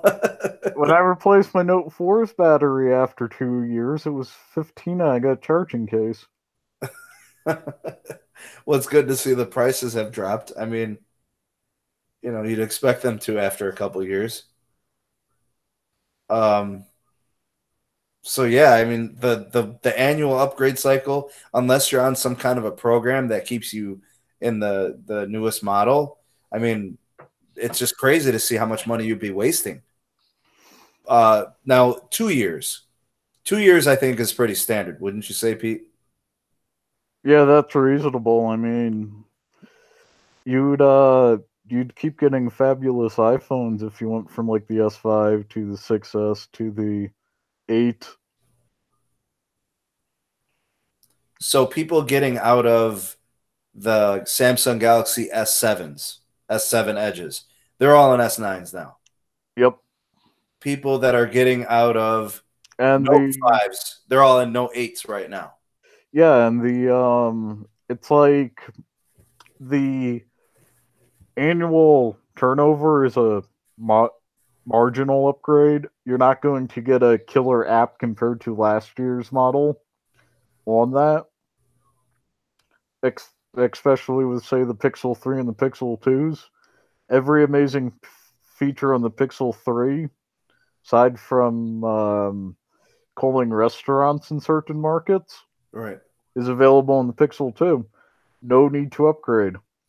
Now, I will say this, Pete, and you know this is true. Me and you have shared this experience that there is hardware, flawed hardware, installed on some of these things, like iPhones, for example. Their batteries are just horrible. They don't last. Yeah. And they're internal. Yeah, I wish every phone had a removable battery, but I guess I'm a hypocrite. But if the battery technology was better and more reliable, it wouldn't be such an issue, because we're seeing phones needing new batteries in a year. 2023 Samsung graphene batteries. The graphene battery tech has a lot of promise. I mean, it's pretty much in the. I mean, it's a done deal. We're gonna have it. It's a techies. Anybody who uses DC powers, euphoric moment. Yeah, I've always had two issues with current battery tech: horrible capacity, and Horrible life.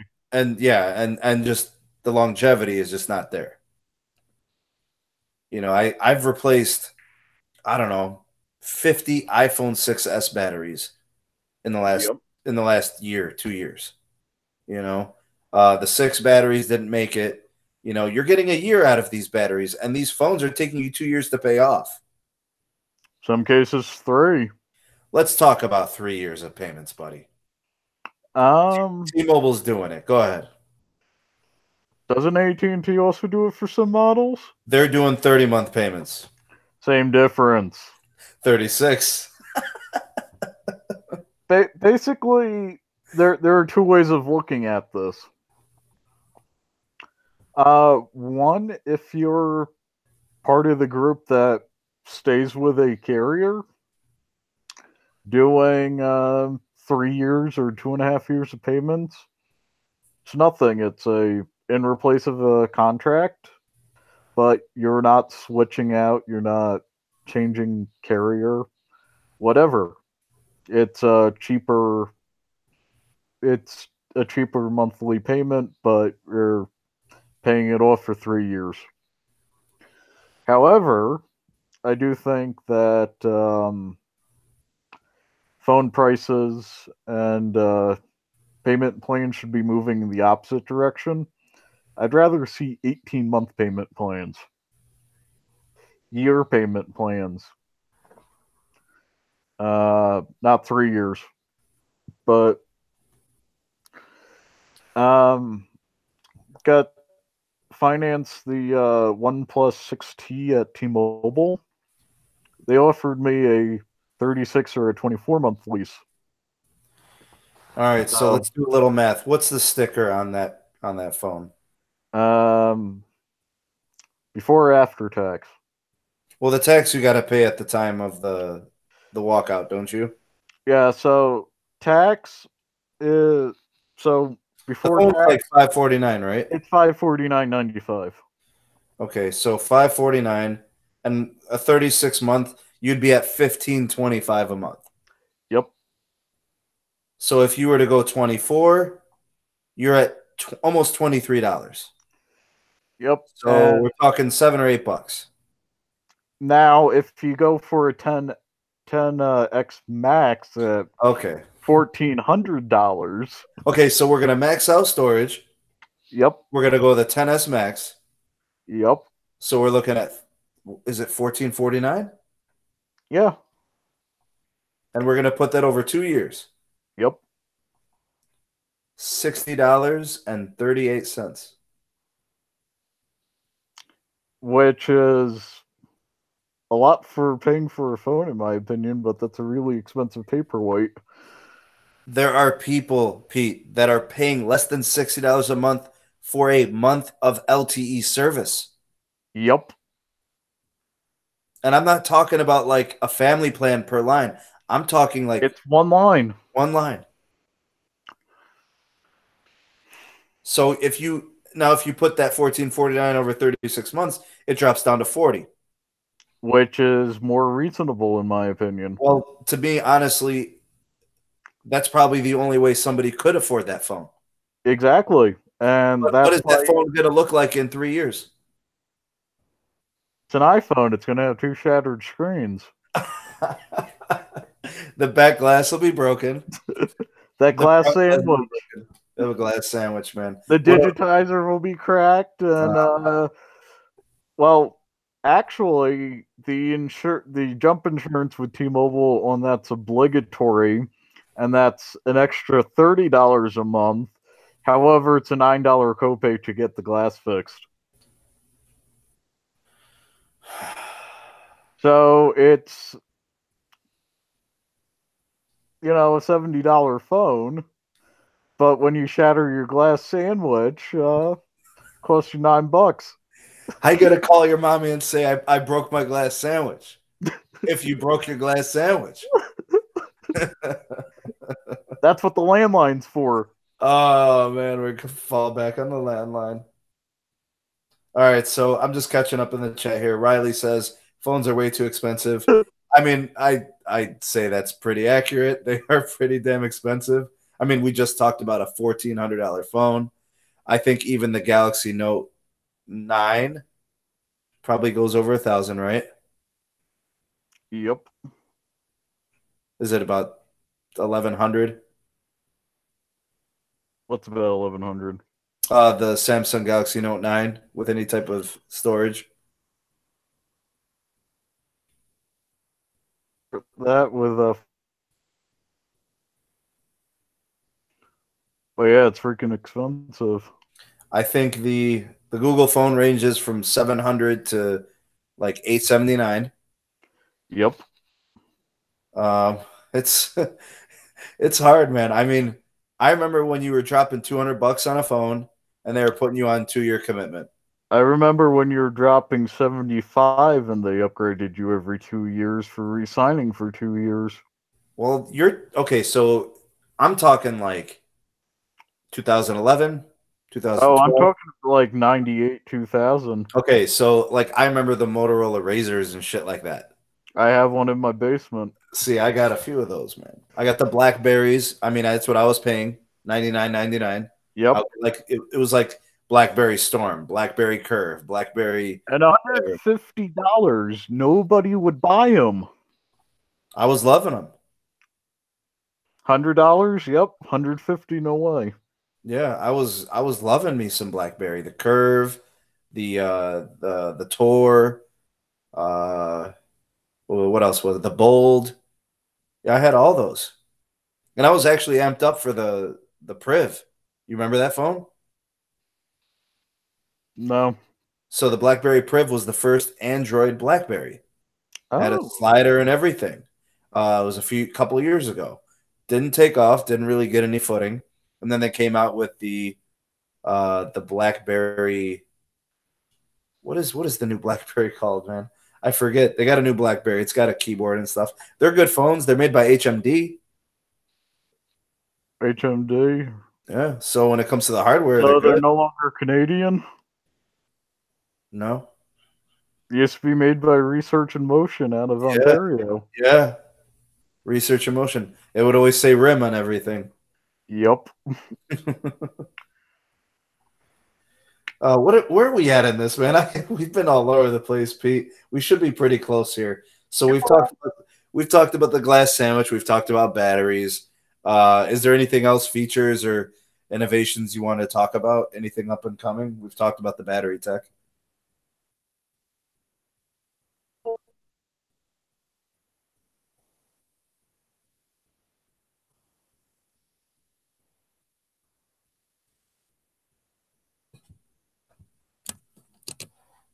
Pete, you there?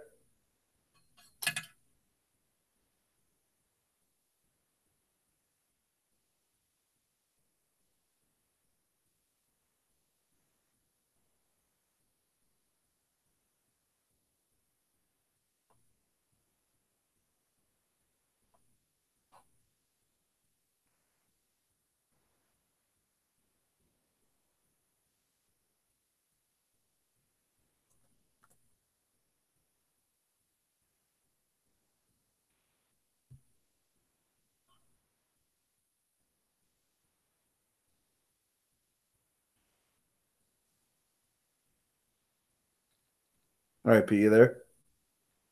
Yep. All right, cool. All right, so we're back on. Last thing I was asking about the innovation in smartphone hardware. Was there anything you wanted to mention?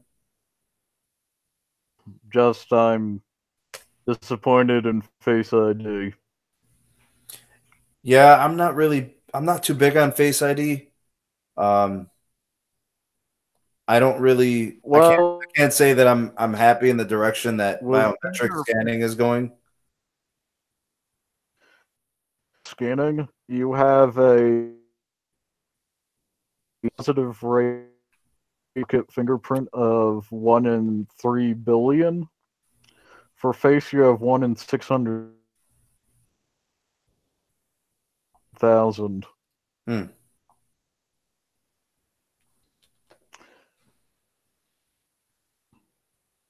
Now, in terms of camera tech, who's winning? Hardware or software? I think it's fair to say both. Software?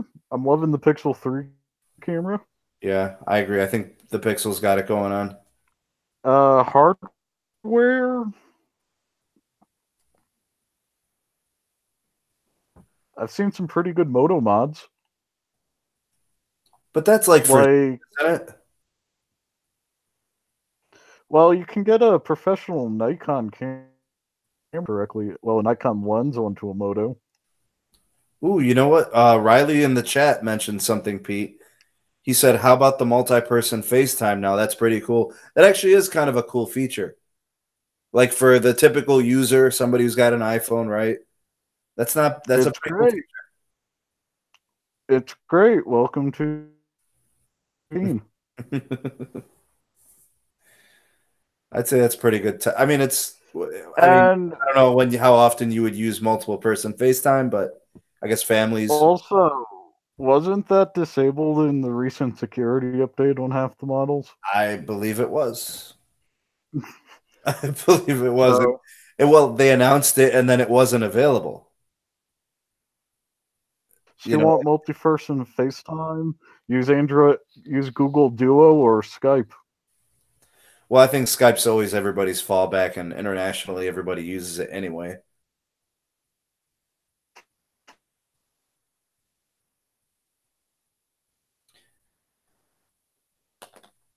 I think we're losing Pete. Pete, you there? Yeah, I feel like you've been cutting in and out, but trying to hold on here. But yeah, uh, Hangouts has been doing the multi-person setup for a while. Yeah, you can get multiple people in there. It's pretty good actually. I'm capped at 24. You can get 24 people on a Hangout. Yep. Wow. And it works pretty well, huh? Yeah, there's always this one guy with a speakerphone that catches every click. Let's go to that last section, T-Mobile and Sprint merger. All right. So, any angles that you want to take on this, Pete? It's pretty loaded, man. It is loaded.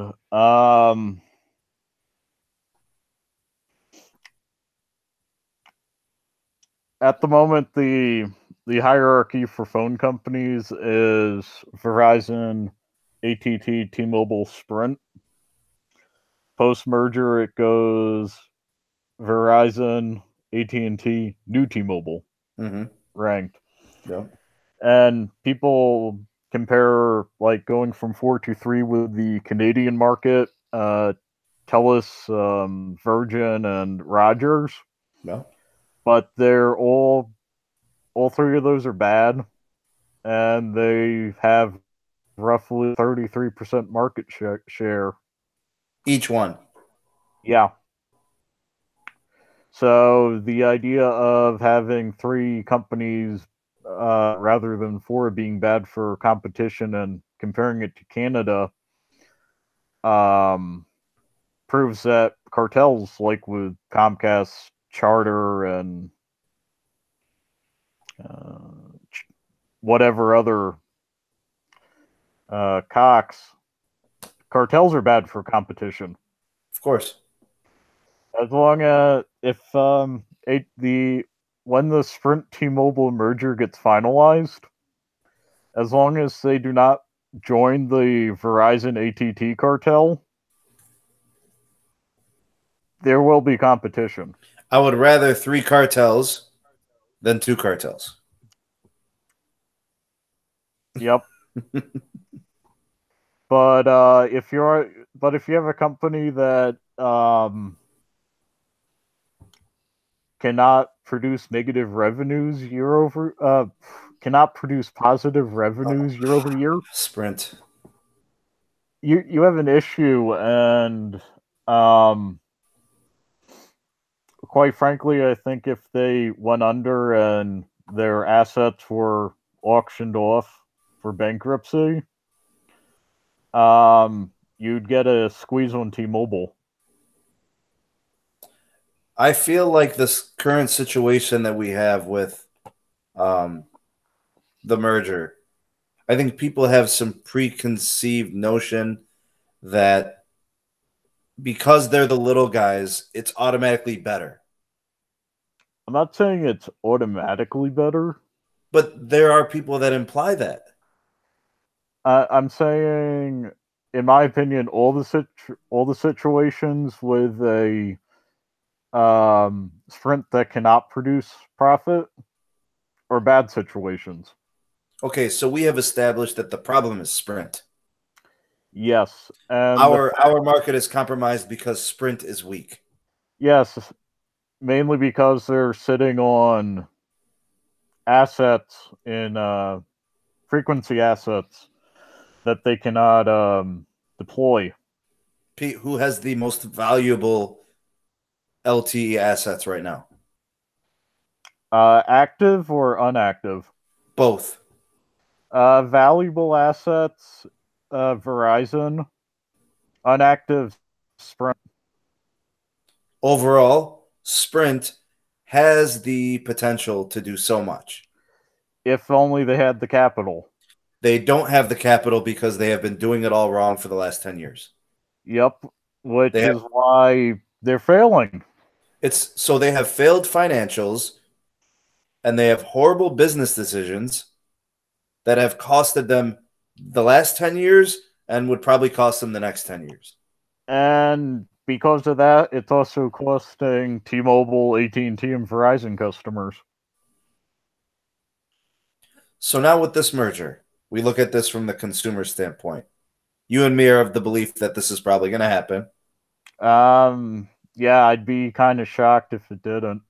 I feel like if it wasn't going to happen, it would have been stopped already. Yep.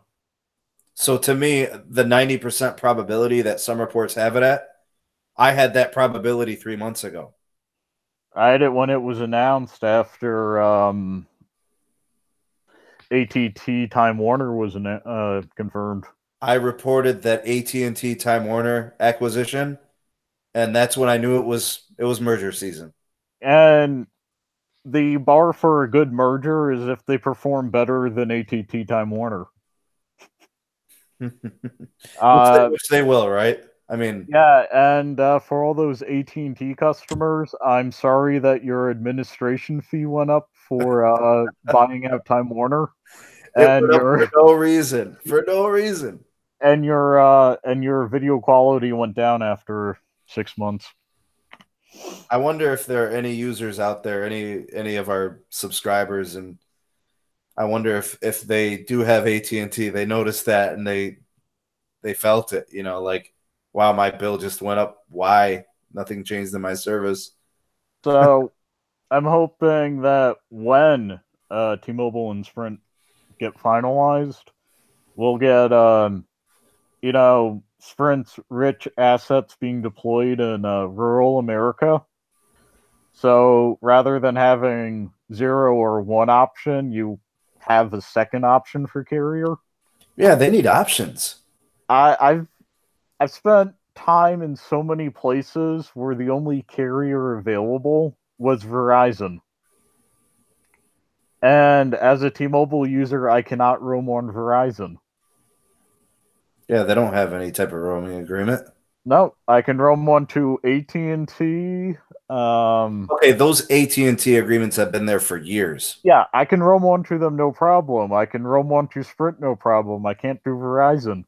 So when Verizon would never have agreements with T-Mobile. they did, they announced the agreement when they announced merger, and it has finally rolled out. Oh, yeah. And regardless of the merger, they're gonna roam onto each other. You're talking about Sprint and T-Mobile. Yeah, Sprint and T-Mobile. Yeah, okay. So with T-Mobile, I can't roam onto Verizon. And there are places I've ended up in the middle of Wyoming and Kansas and Oklahoma where the only service I could get was Verizon. If you could roll out, say, Sprint spectrum that they can't develop into those areas, you'd have a second option. You would, and it would be very reliable. Yep. And I'm hoping that situation you talked about with the Verizon and the throttling firefighters, when you the reason why they use Verizon for the data there is because AT&T, Sprint, and T-Mobile do not have bandwidth in some of these pockets. So they have no options. They have to use them. Yeah, they have to use them. So if they're saying, hey, you got to pay an extra $50 a month for this, they're like, yeah, we have to. So if you can get the second option in some places, it'd be so much better. Now, with the whole choices thing, you're going from two good choices in AT&T and Verizon, like in terms of coverage. You're going from two good choices and then two that are clearly below them. Yep. T-Mobile is improving, but still not up to AT&T and Verizon overall. Except for when you're in an area of Verizon or T-Mobile congestion. Or, no, Verizon and AT&T congestion. But even with the congestion, I mean, that congestion at times will be alleviated, and it's not a concern. It's temporary. Yep. So if T-Mobile could get parity with Verizon and AT&T, it would be good for a third choice. Now that third choice has to be it has to push AT&T and Verizon. Yep. And the Sprint assets can push AT&T and Verizon. If Sprint could develop their assets, I think T-Mobile would be closer to their current situation, to tell you the truth. And they have T-Mobile has the backing of a rather successful German telecom. I think T-Mobile knows what they're doing. Oh, they do. I think they have figured out what works for them. Their CEO is a little bit animated, but it works. The CEO is animated, and quite frankly, I think from the investor interviews with their tech team, their technical department for network infrastructure is better than what I've heard from AT&T. AT&T has done nothing to improve their service provisions when it comes to, AT&T wireless. They just put up a new small cell. Okay, well, in terms of their business strategy, they haven't done anything. They painstakingly entered the unlimited war. The AT&T's strategy is we're the phone company. But that, it doesn't work. Verizon is doing the 5G thing. They're going to win. Yep. I mean, I'm not willing to take on any other bet. Verizon, that's the only bet I'll take in 5G is Verizon. The best case scenario on 5G with the Sprint T-Mobile merger is Verizon having some form of competition. Might not be at parity, But if they could offer roughly the same service, but at a slightly degraded service, but a slightly degraded price point. So, like almost as good of service, but a little bit more affordable. Yeah. Because when you say T-Mobile, degraded, people are gonna think, "Oh, that." well, by degraded, I mean Verizon has their current fixed 5G is at like 600 megs a second, 400 to 600. T-Mobile could come in at 200 to 300 and charge like $10 less. That could work for people. It would be a segment of the market would latch onto them. The people who have the money to burn would be like, well, it's Verizon. They've been the phone company, they've been the internet company, they're reliable, they've been there. They'll go with them, but if you can't really afford it, you'll go with someone else and get something almost the same. Now here's the way I see it. Verizon is going to push forward with the 5G. They're obviously not 5G standards based right now. Yeah, they're a deviation of LTE advanced evolution. So they're still using 4x4 MIMO, 256 QAM, the combination of LTE advanced stuff. Yep. Okay, so they're not doing anything special. But they're using millimeter wave. Okay, so just the transmission. It's just they're calling it 5G because they're using millimeter wave. Yep. Okay. Now AT&T, their ace in the hole is the first responders network. Yep. And that's going to get them through the next couple of years. They're going to sit on it. And that's their ace in their hole. They're profitable without innovating. That was huge that they got that. I can't believe Verizon had no interest in that. Can't believe T-Mobile had no interest in it. So, I think T-Mobile knew they couldn't do it. Well, I think if they get a capital injection from the government, which is what the first responders network is. Well, okay, but do they have the manpower? I feel like the labor force for T-Mobile isn't there. No, they'd have to do hiring. I have a friend who has, I think it was an uncle in the T-Mobile deployment team. He's one of the managers. Okay. They do not have the labor to push something that large. They're contracting everything, site by site, city by city. Yep. See, they can't do it. AT&T, they can do region by region.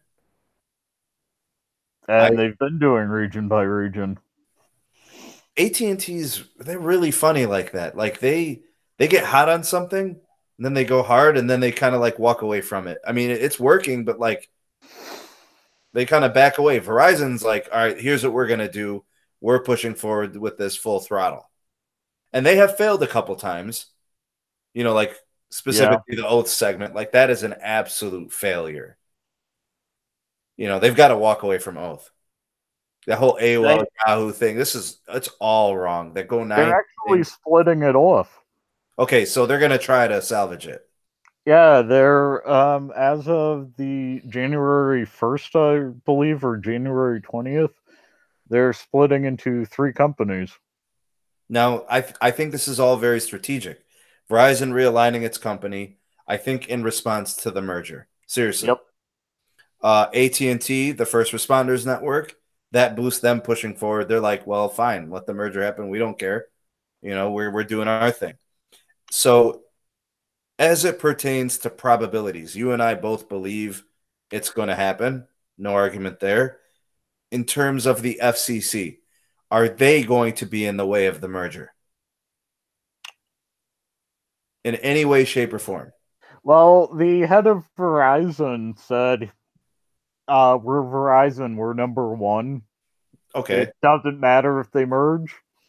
And AT&T said the same thing. AT&T said the same thing, and I strongly believe Pi's on their payroll.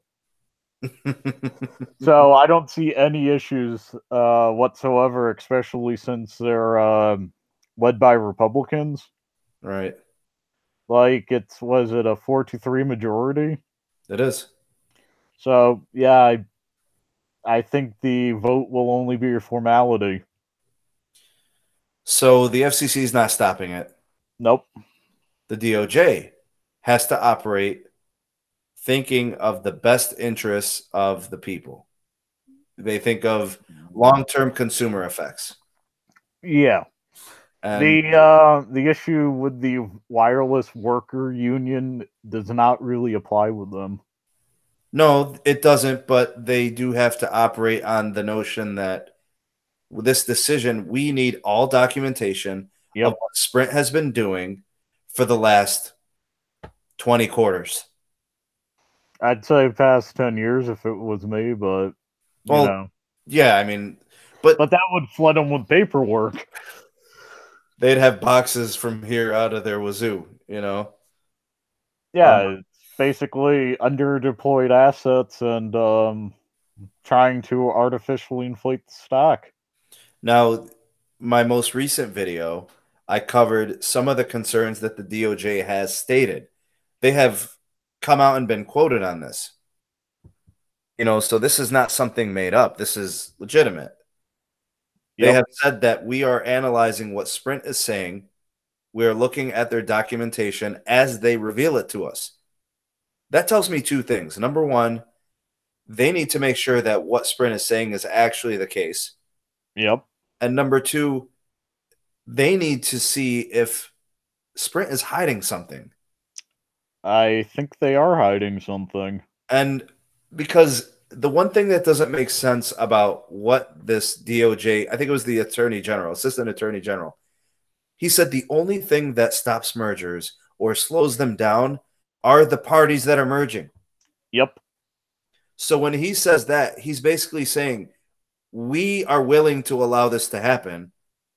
But we're not getting what we need from them efficiently enough. I think most of the issue is from SoftBank in Japan. Yeah, I think that's exactly what it is. Them holding their cards close, and they're like, man, we gotta dig this out now. But here's the thing. SoftBank, the parent company of Sprint, is huge. By the way, they're amazing in Japan. Of course. And granted, most of Japan already uses millimeter wave. Welcome to the early 2000s. Yeah, their LTE is, I think, top 3 in terms of average download speeds. Behind Wales and South Korea. Yeah, that's probably it. So that being considered, December 4th is the 180-day clock. This informal clock, this make-believe thing that a lot of people are hung up on. Why? Let me tell you something, man. I do not like to put down other YouTubers. I will never do that. But there are some people that have some opinions on certain things.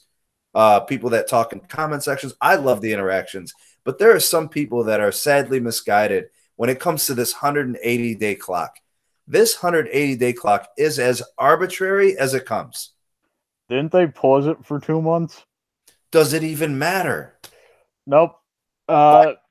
Seriously, the 180-day clock means so little to me that I truly feel the merger could happen January 2nd. Here's an example from history. The Watergate investigations took about 6 months. No, 2 years, if I remember correctly. Okay. And people are like, oh my God, that's so slow. But when you're doing litigation, the unreasonable amount of time is if you're just sitting on your hands. If you keep getting more information in, if you keep finding new leads or new avenues of information, you're still working under the expectation of within a reasonable amount of time. Mm-hmm. So if it takes SoftBank 200 days to get all the documentation together for Sprint in the US and send it over during the 180-day clock, and they still need to read it, it could draw out for, years. But the idea of saying it's 180 days is just a benchmark to try for. And if you don't have an end game, then people lollygag. Yep, so this is like, you got to get this done, poke them with a stick, but there's no line to be like, yeah, we're done. You ran out of time for submission. I don't really like to be. I don't have to be the one that says I told you so. That I don't have to be that one. But I really hope that this is one of those instances where what I'm saying is true and that the merger could happen in January, February, March, and the 180-day clock means nothing. You know what I'm saying? Like I try to tell people like the merger doesn't hinge upon that 180-day clock. They even say it's an informal clock. If it was a formal clock, they're saying here's our cutoff point. If it doesn't happen by then, it's over. I read on 2 websites that are, I wouldn't consider the most reputable, but they're both expecting the merger to be finalized by the end of January. And yeah, I could see that easily happening if they get all the files in order. And I mean, I estimated the middle of 2019. I was speculating in the summer that seems like a good time frame. Give it a year. I mean, when was it first proposed? It was at the end of quarter 1 or at the beginning of quarter 2? May 1st. Okay. I'm not expecting to see anything substantial until 2020 out of it if it goes through. Oh, in terms of integrating the networks. Yeah, but until then, I have Sprint roaming for those places where T-Mobile isn't there. So, and vice versa, if you're on Sprint, you have unlimited roaming on T-Mobile. Which is good. They got that agreement in there now. Yeah, so there are certain areas in California where you can actually use your mobile data. Now, if there's, I mean, all of this, I mean, that's good news. I'm really glad to see that coverage should improve for a lot of Sprint customers. And that's regardless of if the merger goes through. No, that's there. They're separate entities at this time. Yep. Merger fails, they're not going to renege on it. Yeah, you got the unlimited roaming, and that's good. That's good business. That's all that is. That's good business. Yep. So, right. I mean, we covered a lot. We've covered a lot. And I was about to say we've been at this for about 2 hours. Wow, I didn't expect it to go this long, but I mean, I guess it could, and it did. How many people have been watching? I've been seeing, I don't know, about a dozen or so. It's been up and down a little bit, give or take a few.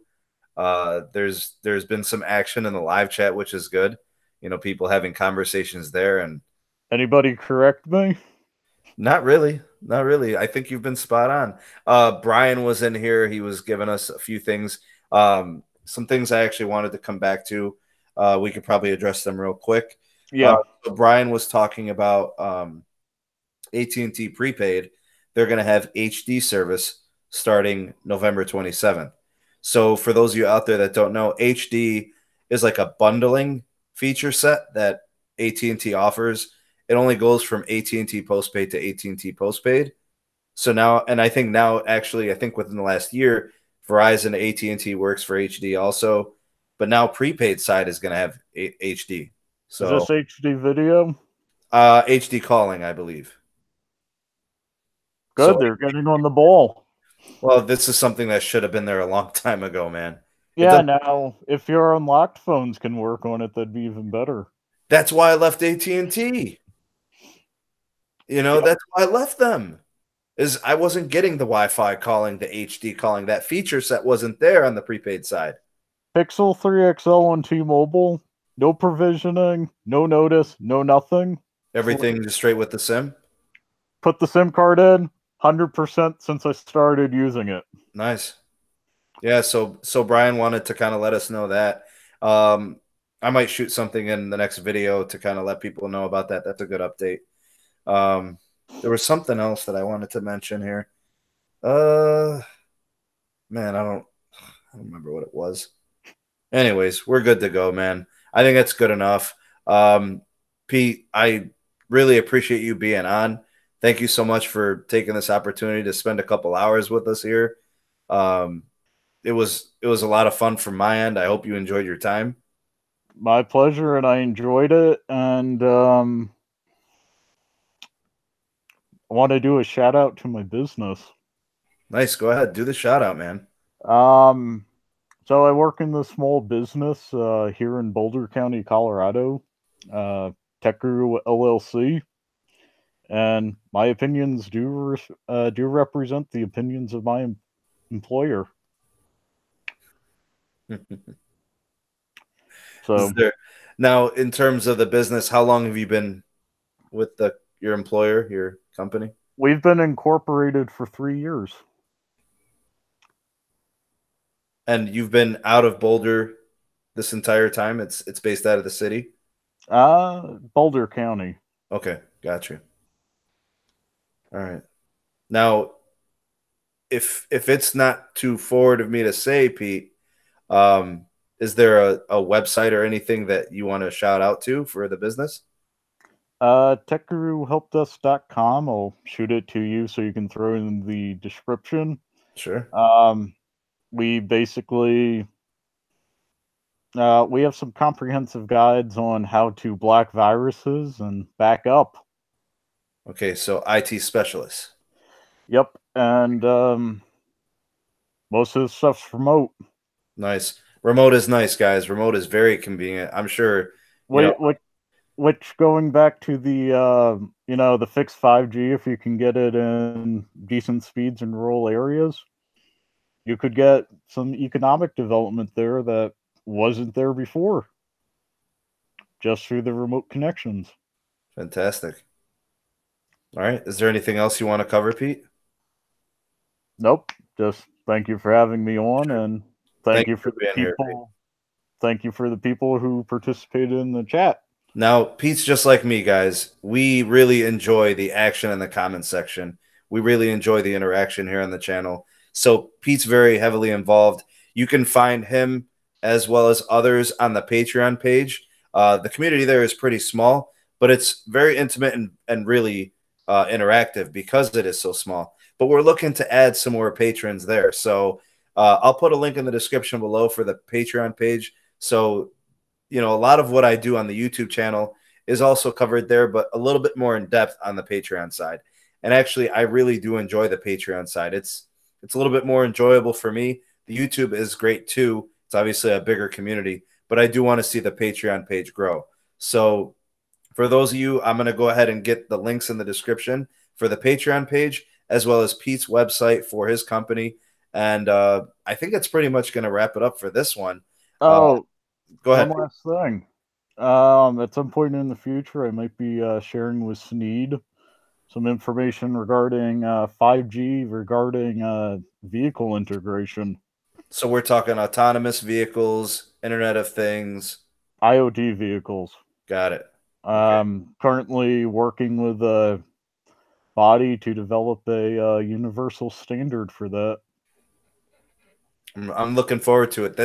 These are the purposes of the 5G. This is what it was developed for. Yeah, it is IoT. All on it. All right, so I want to give a shout out to Captain MC7. Thanks for the kind words, much appreciated. Glad that you enjoy the channel. Big shout out to everybody that contributed in the chat section, in the live chat. So I think it's pretty much it. I don't want to keep Pete anymore than we really have to. So I think with that, we'll just keep it there. And thank you, everybody, for watching. Thank you to the contributors in the comment section. Thank you to Pete for joining us. And who knows, maybe we'll do this sometime soon. You never know. I might integrate another patron here on the podcast. So that's pretty much it. Oh, yeah, we can get a few of us in here for sure. Absolutely. Have a good night, everyone. Thank you. All right, guys. Good night. Thank you. Take care. Peace.